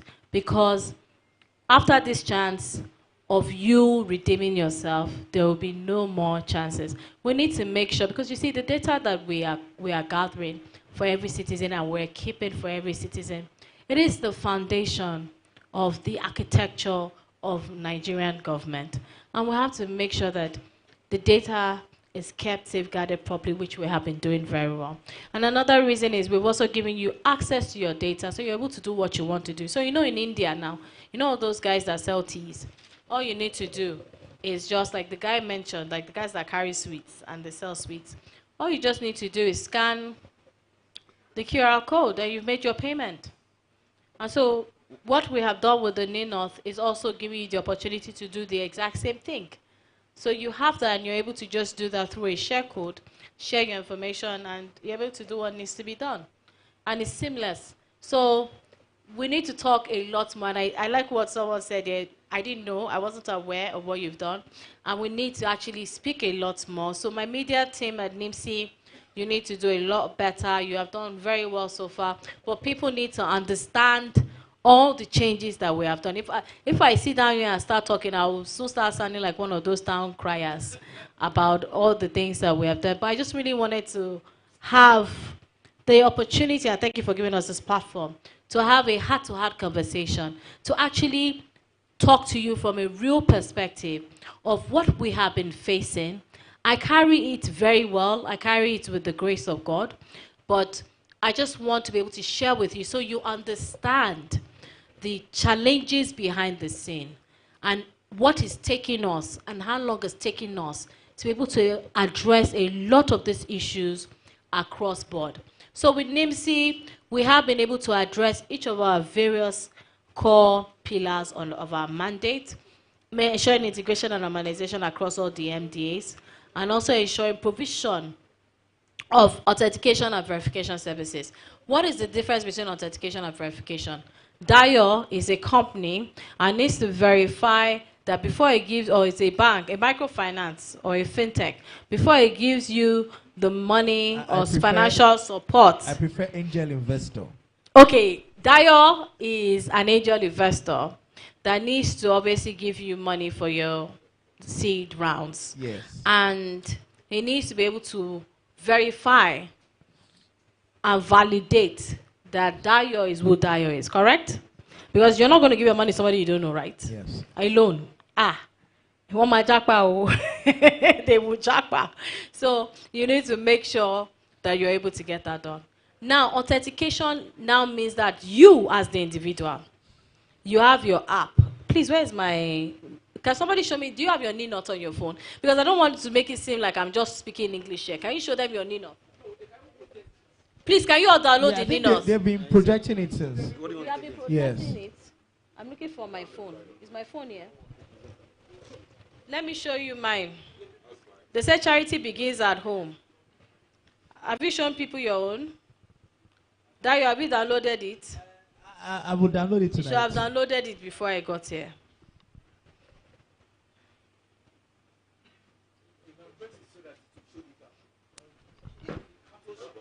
So that's my NINORTH here. Can you see it? Huh? Can you see my ID? Huh? Good. Can you see it? Don't look too close, oh. In fact, my NIN is blood, so you can't see it. And you can see that there's a code here. Can you see this green part? There's a timer there. Can you see it? So this code keeps changing. Huh? And then you have like the consent, user consent part, where you can approve. Let's say if I've approved for a bank, you know, I've shared my information with them offline. Let's just say that I would have no approved access yet because I have not done anything with it. But let's say I approve for a company, organization, for whatever, and they need my data for anything, you see them here. But there's another column for reject, which literally means that if I decide that I don't want them to have it anymore, I can just reject their access immediately. So it gives you control. It means that it allows for user consent management of your own data, so which means that you are able to then say, okay, guess what? I want to share my data with you. I choose to, and I choose not to. That control is very, very important, and that is allowing you as an individual, as a citizen, to safeguard your own data, putting the power of your own data back in your hands for you to be able to get that done.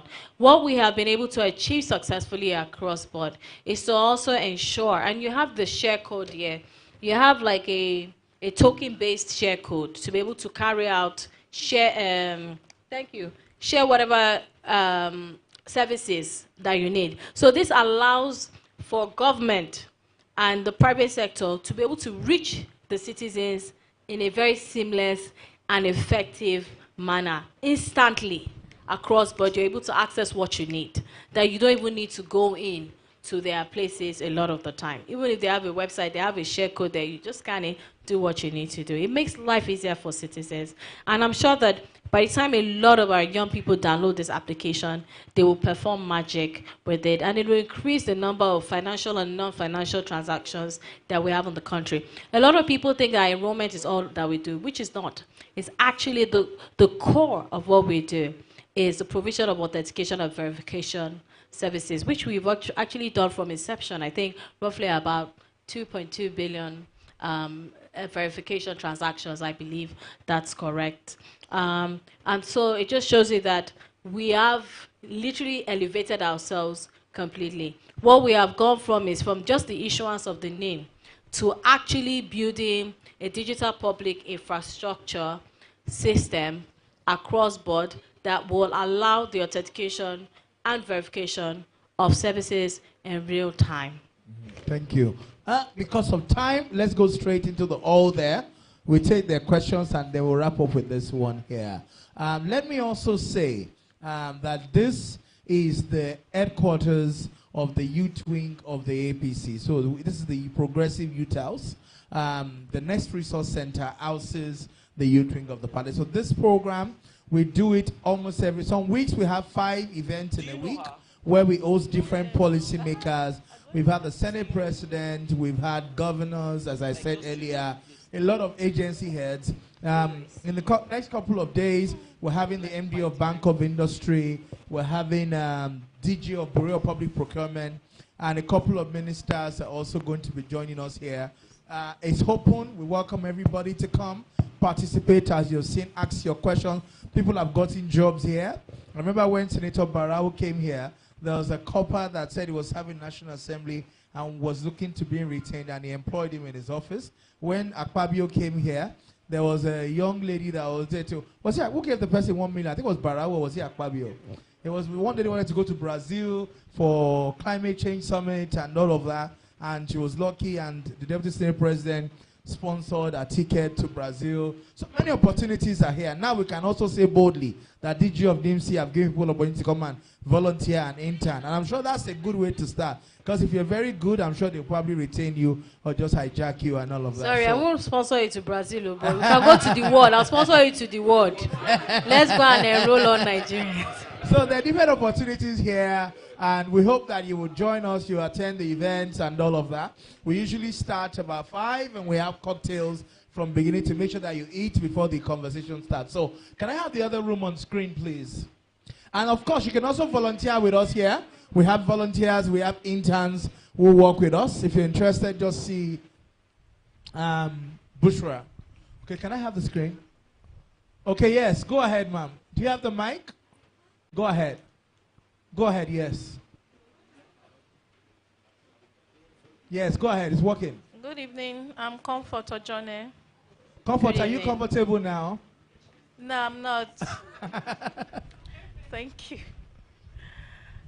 Okay, my question is this. I want to know what's the plan to expand NIMC services to rural areas and all these hard to get areas? Okay, yes, go ahead. Thank you. Okay, can I have the other room on screen, please? And of course, you can also volunteer with us here. We have volunteers, we have interns who work with us. If you're interested, just see Bushra. Okay, can I have the screen? Okay, yes, go ahead, ma'am. Do you have the mic? Go ahead. No, I'm not. Thank you. Okay, Okay, thank you.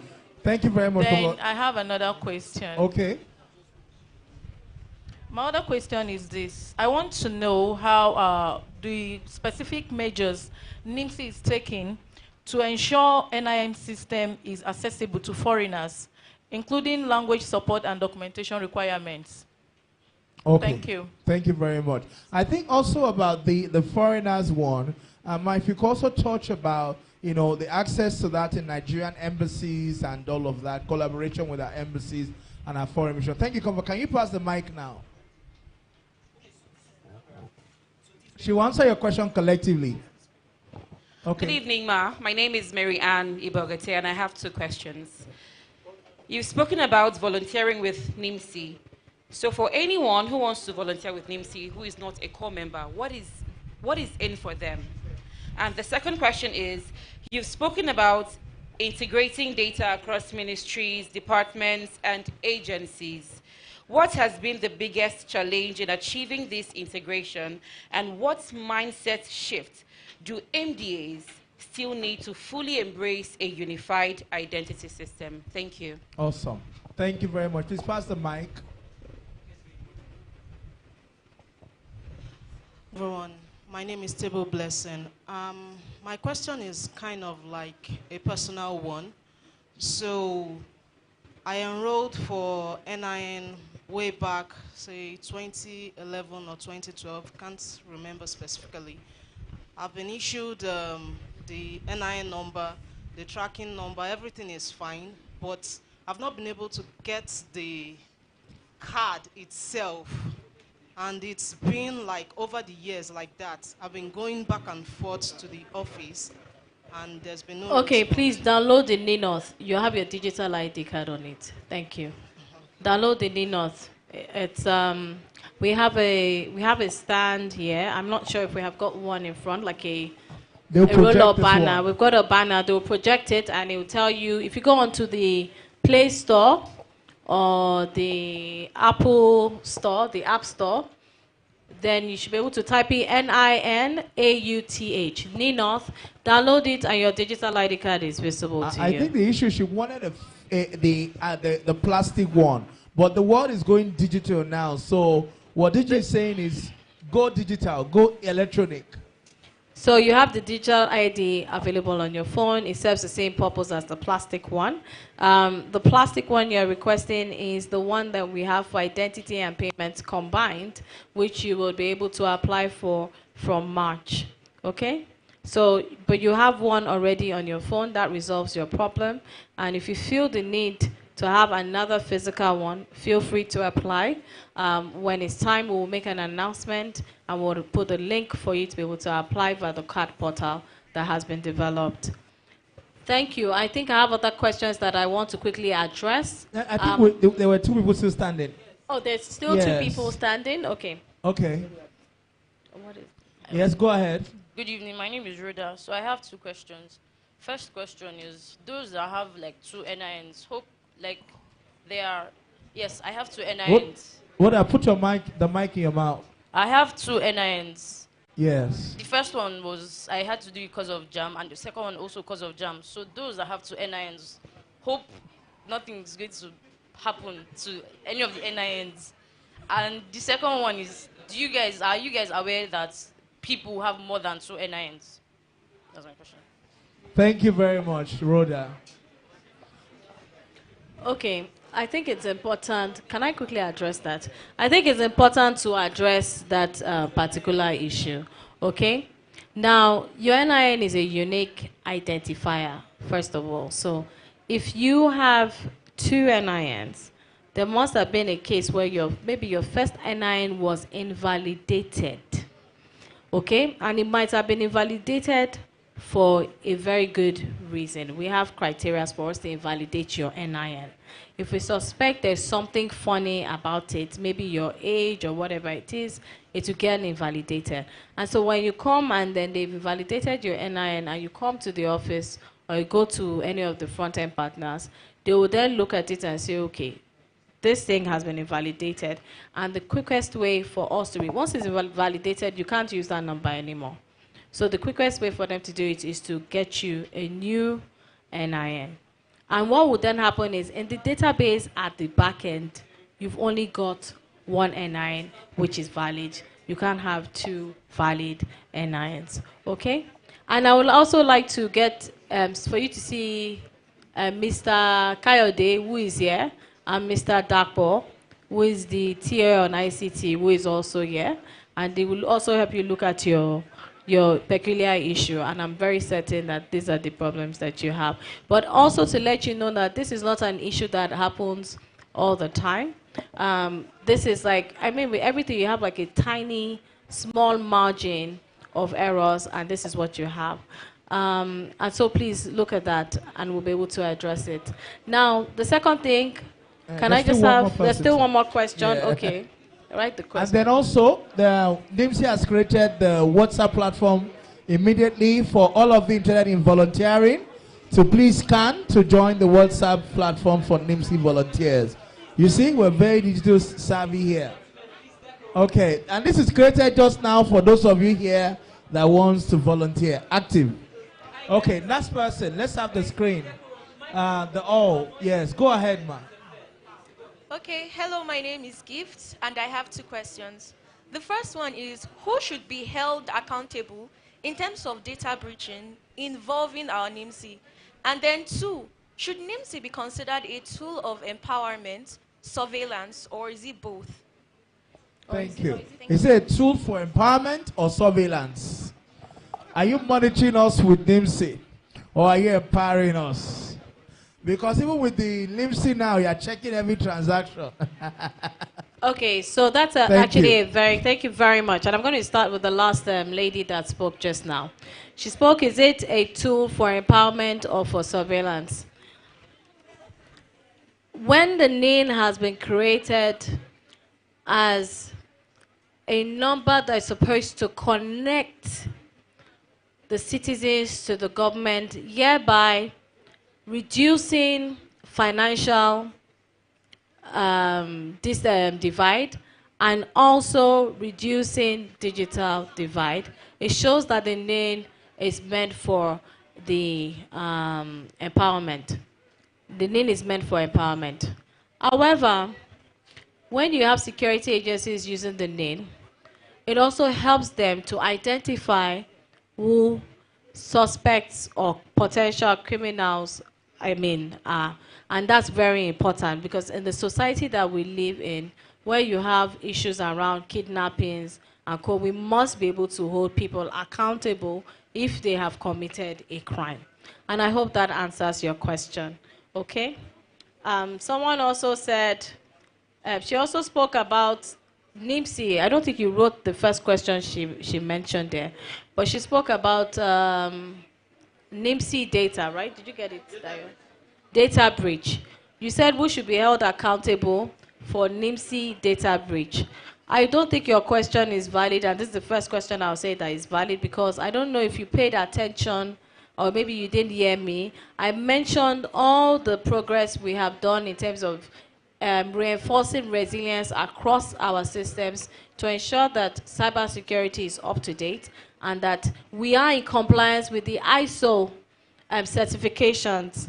And because we are compliant with it, it shows, and it's very, very thorough, it shows that we have gone through the diligent process to ensure full compliance across with ISO certification. So we are ISO certified, and I think we're probably the first agency in government that got ISO certified. So we have maintained that standard, so there's nothing like a data breach with NIMC at all. So we cannot speak about accountability on that, but please be rest assured that NIMC safeguards your data, and we do all that is possible within our means to ensure that the citizens' data is not breached and it is safe. What has been the biggest challenges with the integration? I think I spoke about this earlier. I touched a little bit on it when I said we need to do a lot of things. Okay, so like I said, a lot of systems are moribund across the federal government, ministries, departments, and agencies, and it's also a similar situation on the state level. Depends on the states. Outside of Lagos State, a lot of states don't really have a lot of technology infrastructure. So instances where we might need someone to integrate with us. They don't have, they need to be scaled up technology-wise for them to be able to integrate with us, which is, we can say, is a challenge. So what we have done is looked at all the key areas around the focus area for Renewed Hope Agenda, and also to now make sure that we focus on those use cases, integrating those use cases across all of those different areas. So a lot of, not a lot, a few agencies that have not integrated either don't have the technology required, the database set up already, or they need to scale up because they also have an outdated existing infrastructure in place. So I would say that's one of the things. Another thing is the political will across the ministries, departments, and agencies to actually want to integrate. Because in as much as we have a lot of people that are tech savvy, we also have people that are also analog, old school mentality and don't even understand technology at all. It's not their core area of competence. So what we have done is we have made sure that we have created a lot of workshops where we can sensitize our colleagues. They say charity begins at home. Let's work with our colleagues first. Let them even have a good understanding of what NIMC is about and what we're trying to achieve and what the Renewed Hope Mandate is all about and how far we have come in getting this done. And so we have done that in terms of digital literacy within the ministries, departments, and agencies, and also on what NIMC does, and also scaling up the technology where we can provide the necessary support for them.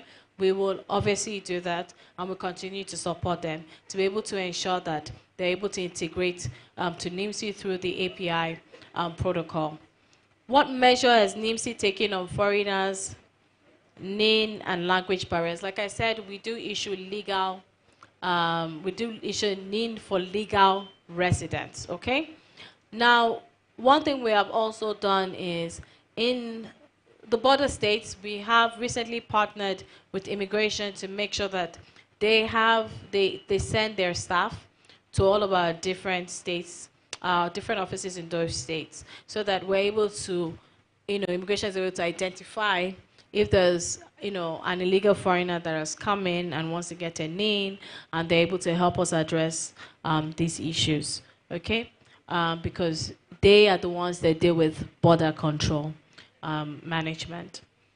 Also, for those that live in the diaspora, like I said, we have certified diaspora partners. They are on our website, and I will repeat this to everyone.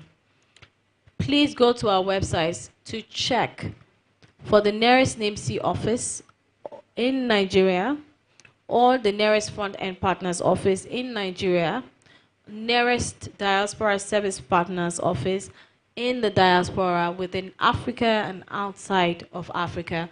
Go to the website. The website has a list of all of our certified partners. There are people that they may have worked for NIMC in the past as a front-end partner, and we've had to drop them because of the poor quality of work they are doing, because we cannot compromise on the type of data that we get, and we've had to drop them. So it's important you go to our site. Do not be prey, do not be a victim to scams. Please make sure you go to our site and verify. Verify the locations you want to go to. If you want to enroll, you can pre-enroll and pick the location and book an appointment, and the NIMC staff will attend to you when you get there because you are on appointment. So please familiarize yourself with our website. I know Mr. Kayode said he's also going to put some more additional materials there so that you know more about what we do. A lot of people don't know that we do verification, even though you see or you don't understand the process is verification, even though you know your name is linked to your bank account, is linked to your SIM card, is linked to your insurance number, is linked to so many other things that you're doing, is linked to your student ID, is linked to your student loans, whatever it is, just to let you know that that's important. Then what is the plan to expand NIMC centers? I think I've spoken to us going down to the ward areas, okay? So we have expanded the diaspora to be able to serve the rich and rich Nigerians. And then we've also made sure that locally we're moving to the ward areas to be able to make sure that people are able to enroll at the community level. I think that's about those questions. Is that correct? Okay, thank you. We'll take the last set, ma. Final one from the overflow here.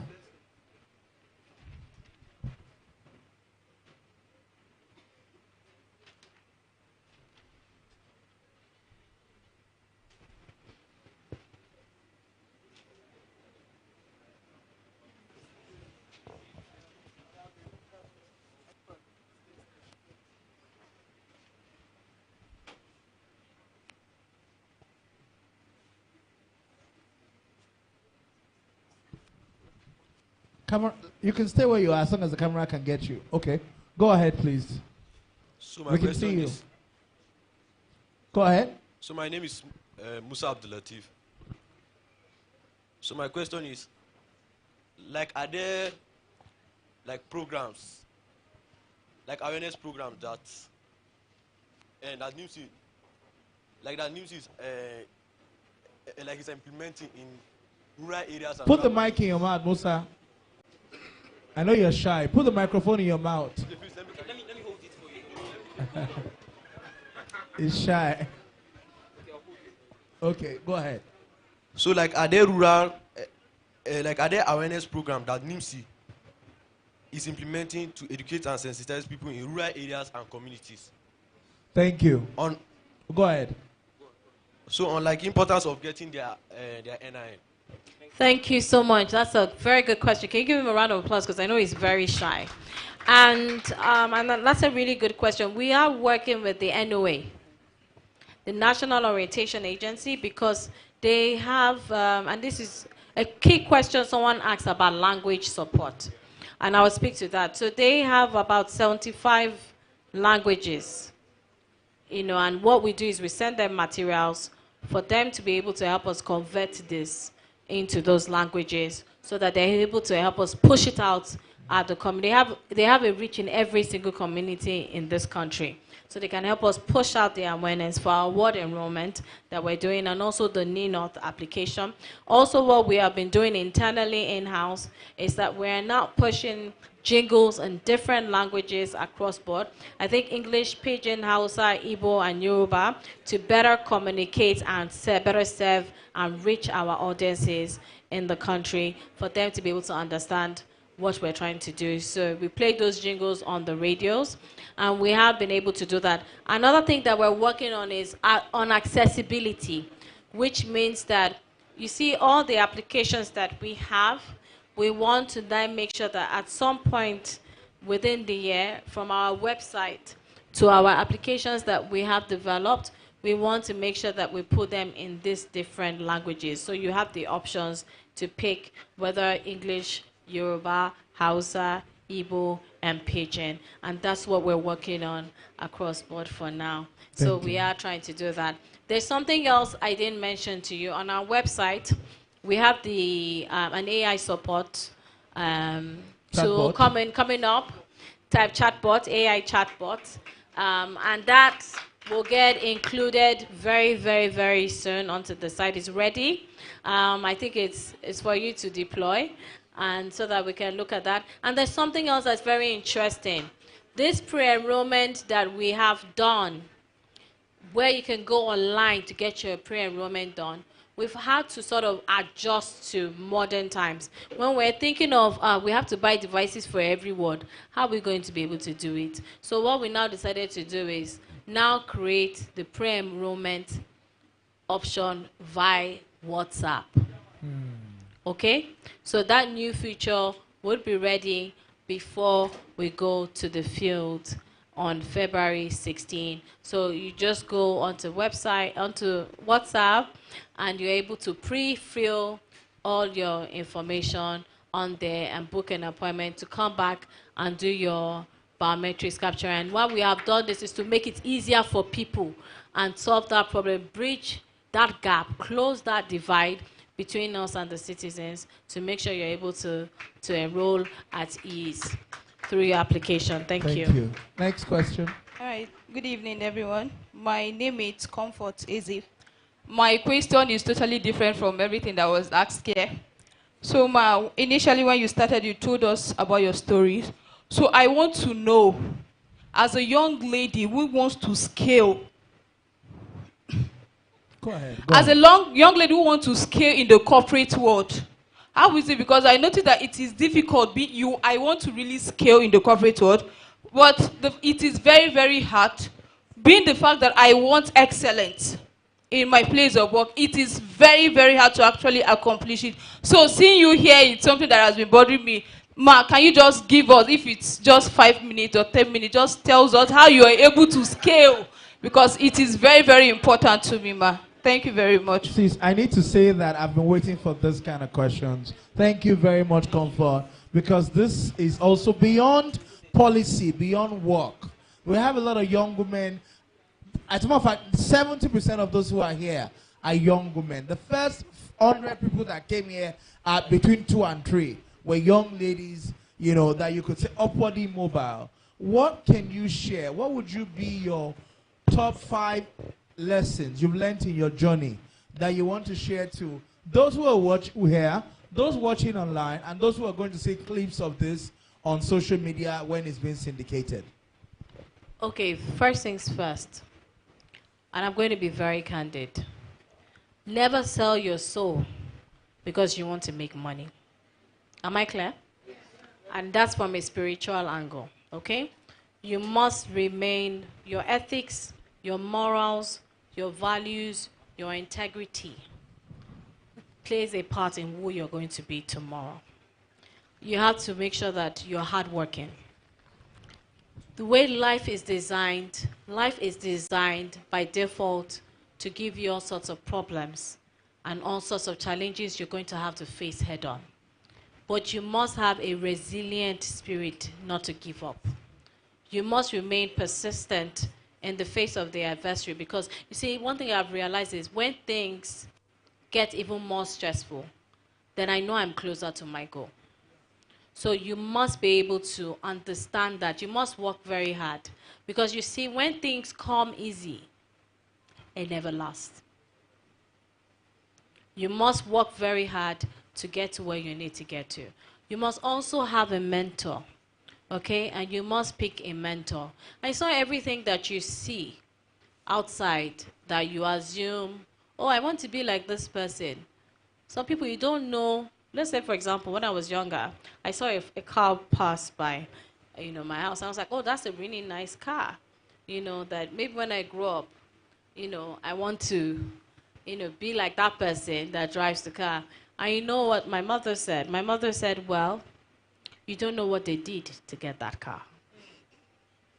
So you must never wish to just want something somebody else has. But you must work hard to be able to attain the level of success that you want. And you also must be humble. That's one of my qualities. And it's a quality that has helped me to get to where I am.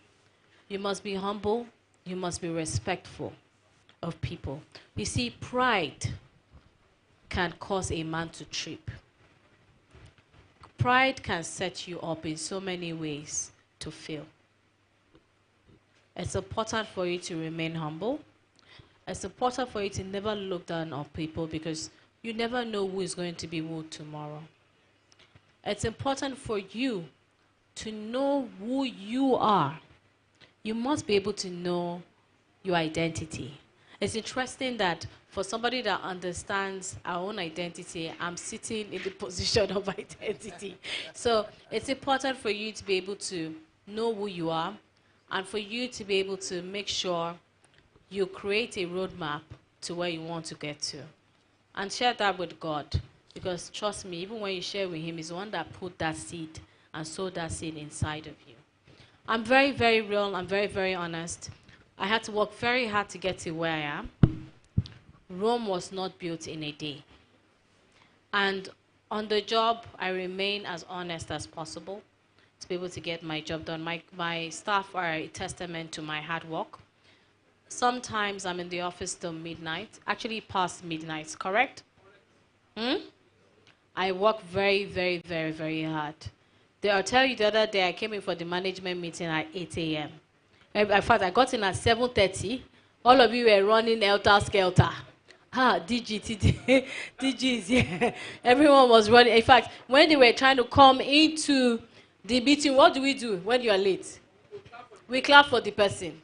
Even if you're a director, we just clap for you. Thank you. And I'm sitting down there.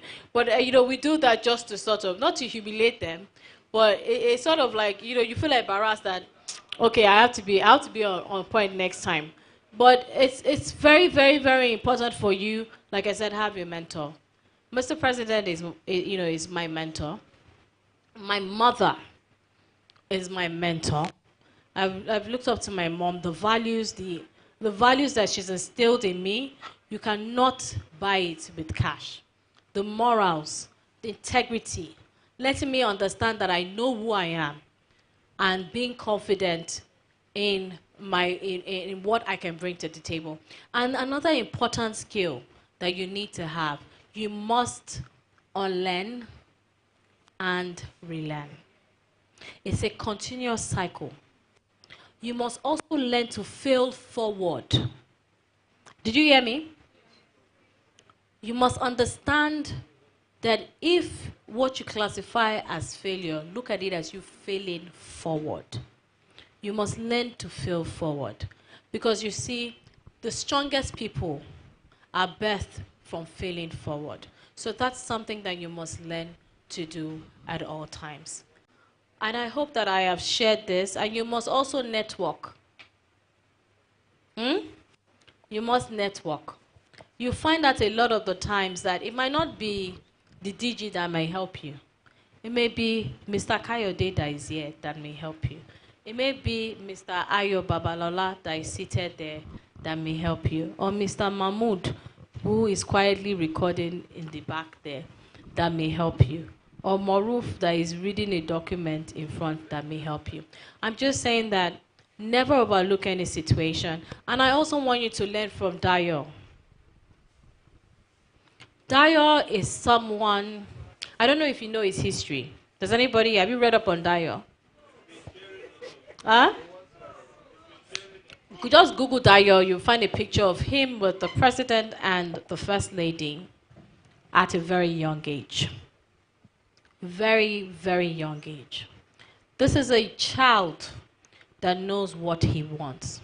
He doesn't know how he's going to get there, but he made sure that the opportunity came and he learned from it, took it, and he has turned it into great success. I think he deserves a round of applause. I don't think I've ever seen Dayo frown since the day I've met Dayo. He's always smiling. He remains humble in his approach. He's on the speed dial of a lot of very important persons, not just in Nigeria, in Africa, and beyond. And that is one of the reasons I came here today. Because Dayo knows that I don't do or grant a lot of interviews. But I came here to support him because as an individual, I understand the passion coming from him. And that passion is why I'm seated here, Dayo, because I'm a very passionate individual myself. And I think from one passionate individual to another passionate individual is very passionate about the development of the future of Nigeria. In fact, the development of now, so that we can have a future and the kids coming behind can have a future. I think you have done a fantastic job. Well done, Dayo. Well done, Dayo. And to everyone that has sat down in this room, whether you're in the main room or not in the main room, I acknowledge you deeply. It means that in this entire enclosement, there are people that really care about Nigeria. There are young people in this room that are passionate about the development of this country. Because for you to have come and stayed here from 2 p.m. till now, I think it's what, past 7, right? I think you all deserve a round of applause. And I pray that God will harness you and will uplift you to where you should get to. And please, when you are in the same position that I am in, make sure you do the right thing. Make sure you put Nigeria first. Be a patriotic Nigeria. And it's only through patriotism we're able to fix our country. Thank you, everyone, and God bless you, and God bless Nigeria. There's a final lady that was. There's another lady that wants to ask a question. Last That's one. fine. Okay. I think I've answered quite a lot of questions today, 20. right? About 20 questions. This is the Good. 20th. Okay, this is the 20th. Okay, where's the lady? Good evening, everyone. My name is Miracle. Go ahead, Miracle. Okay. My question is, for we that served in the organization last year, what are our chances of being retained? Okay, NYSC Corpers and NIMC last year. Let's take all of them together, man. I think. Okay, so Miracle. Miracle. No, they tired Jesus. Miracle, can you come closer?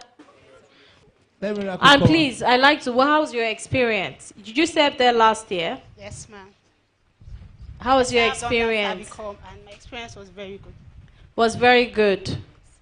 And so you are part of the changes happening there. So you witnessed the new call center and the rest. Well, that's fantastic. So you asked me a question, but I'm going to throw your question back to you. And I want us all to smile when I say it, because I have a serious look on my face, but I'm about to say, may she experience a miracle with her retainment. Say amen. Thank you very much. Okay, so I mean, that's a personal question for you, but I think that you can reach out to Mr. Kayode, and then we can then look at it. I wasn't, I mean, a lot of the times coppers come, they serve, they go, some get retained. I'm sure I've retained a few coppers this year already. So we can add her to the list. Give the for us to DJ a big retain round of applause. the other ones that are there. So just speak to him, and we'll sort that out, okay? This So is like just the report to fourth the copper. office tomorrow so that we're able to sort that out for you. Give another bossa for the DJ. Miracle. No, they tired Jesus. Yeah. And I think that's a beautiful way to wrap the last question. Is that correct? Is that another question? Oh, you got two more questions? Okay, please. Good evening, everyone. Did you serve two? Are you a copper? Good evening, everyone, and good evening, madam. My name is Victoria Ete. I want to ask this question concerning the NIN hub that has just been created. What are the measures you are putting in place to ensure that the NIN remains in operation even after your tenure? Okay, that's a good one. Okay, sorry, ma'am, please. I have a reason why I asked that question. Sustainability. I could remember when, sustainability. I could remember when INERA came on board. It was everywhere during the period of Governor Emefiele. But after a while, I don't think anybody is making use of the INERA. Your legacy. So I want to ask if this NIN hub is still going to be in operation even after your tenure.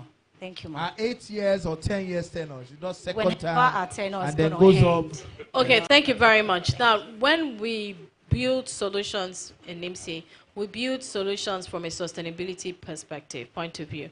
Now, what we have done, and a lot of the issues you find out with a lot of these applications is they're vendor locked-in agreements, okay? What we have done at NIMC under my own term is to ensure that every single application built is owned by NIMC. And I think that's the first step to ensuring sustainability. Because if that application is owned by NIMC and not owned by an individual that vendor locks you, then guess what? There would be building done on that application, constant upgrades when you're no longer in that office. And one of the things we wanted to do was, and which we did, was when we came on board, we had to review everything to make sure that the foundation laid will be a sustainable foundation for a very, very, very long time. So we have reviewed our business operating models, and to ensure that we have implemented a business continuity plan in place to make sure that this will be updated periodically. It's a live document, and to ensure that it's followed through on through. So it doesn't matter whether Bisoye is at NIMC. NIMC will continue to function. NIMC will continue to thrive on all of these existing applications that have been built. So the NINOT is owned by NIMC, and every single thing that government is doing is now tied to this NINOT to ensure easy access to any government service. And also the private sectors are also on board this NIN app, from the telcos to the banks and other different private sector companies. Thank you. Final question. Make it sweet. Good place to close up. Thank you, Ma. So my name is Divine, and I'm a nurse. So I have a very important question for you. So in cases of emergency where a patient cannot identify themselves, is there a way a healthcare personnel can identify the patient using facial recognition or biometrics? Absolutely. So if you integrate through the eKYC, you can do that. It's just through the integration. No, with the app, let's say, for example, a patient comes in unconscious. Even if they have the app, you can't see it, okay? But integration, which means your health management system that you have in-house that keeps all your patient records, is integrated into the NIMC, the NIMS database. You'll be able to pull up the record of that individual, okay? Because if somebody gets rushed in, somebody who brings them knows who they are. So they can always do that, okay? And then we also have devices which you'll be able to then scan. And the person may also be lucky to have the EID card on them. So there are various ways, but you can do this digitally. So with the security agencies now, like I already mentioned, all they need to do is, if an individual comes, they can immediately verify you through your biometrics straight. Either they have the fingerprint, you put your fingerprint and it comes up immediately on the screen, or they tell you, sit down in front of the camera, they take your picture and it verifies against my database in real time, and they're able to brings out all your information, just like the way we've done with the NINOT. All of these things are available across board. There's also a share code on the NINOT that can be shared. But I mean, in the case of emergency, you won't be able to use the share code, but you'll be able to then verify online in real time. Thank you Ladies very and much. gentlemen, please give a big round of applause. Please, may I tell you that a lot of private hospitals have been onboarded onto this platform. And the Ministry of Health is building a central health database, which already is going to be integrated with the NIN. So we are ready. We're just waiting for their own end to be ready for the pilot, and then we just integrate them. We're just waiting patiently. Thank you. Ladies and gentlemen, please give a big round of applause to DG NIMC. It's been a fantastic conversation, the first for the year, and we started with a bang. We're very grateful. Hold on, we're not done yet. We're still going to, before we take her in for an interview with Arise TV, we want to make some presentation.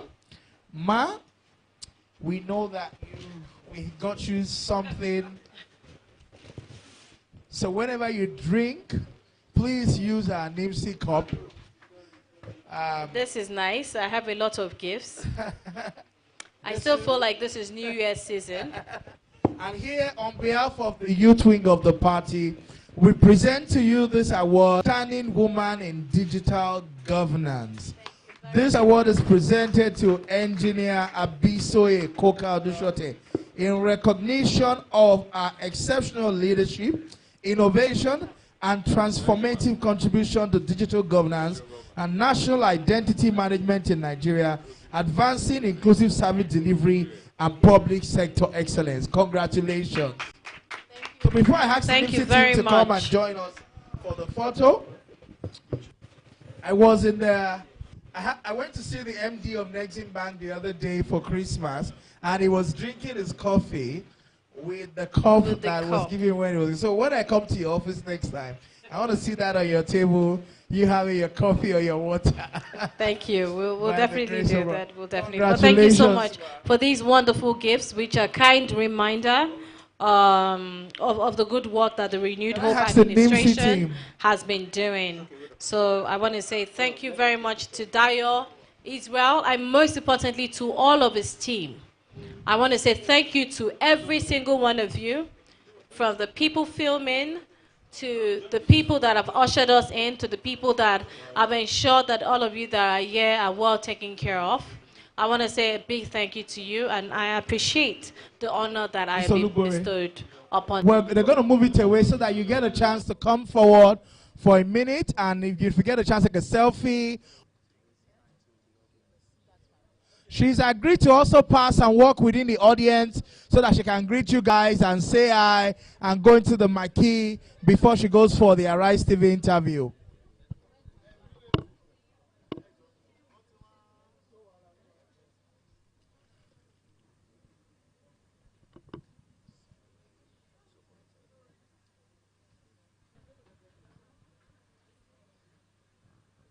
Thank you very much. Ladies and gentlemen, please.